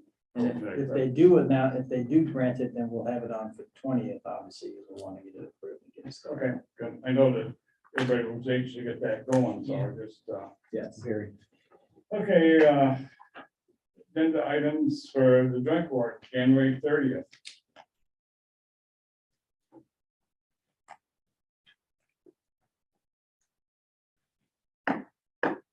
Please, actually, we got time to put it Yeah, I on. was gonna say, I'm not that Should we far talk in. about policing? It'll be We got too the late. same result. It'll be too late to put it in our budget. I think we just have to go with Yeah. putting it to the town for a vote. Yeah, well, as I say, but put a place over and go from there. Because I when mean, you we start can- having the policing budget, then you have the fire department budget Yeah. moving, and then you have the towns Oh, working. yeah. And we go through this cycle every 10 Yeah, years or that's 5 right. years, and it gets shut down. So Yeah. it's an endless loop. Yeah, so.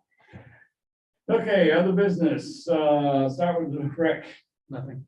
So, No.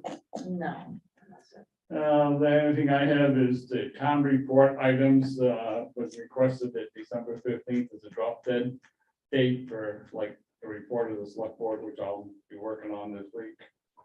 Anybody else that has reports, any committees or anything else that wants to have a report in there, just to get it to the lady over there with the bum leg.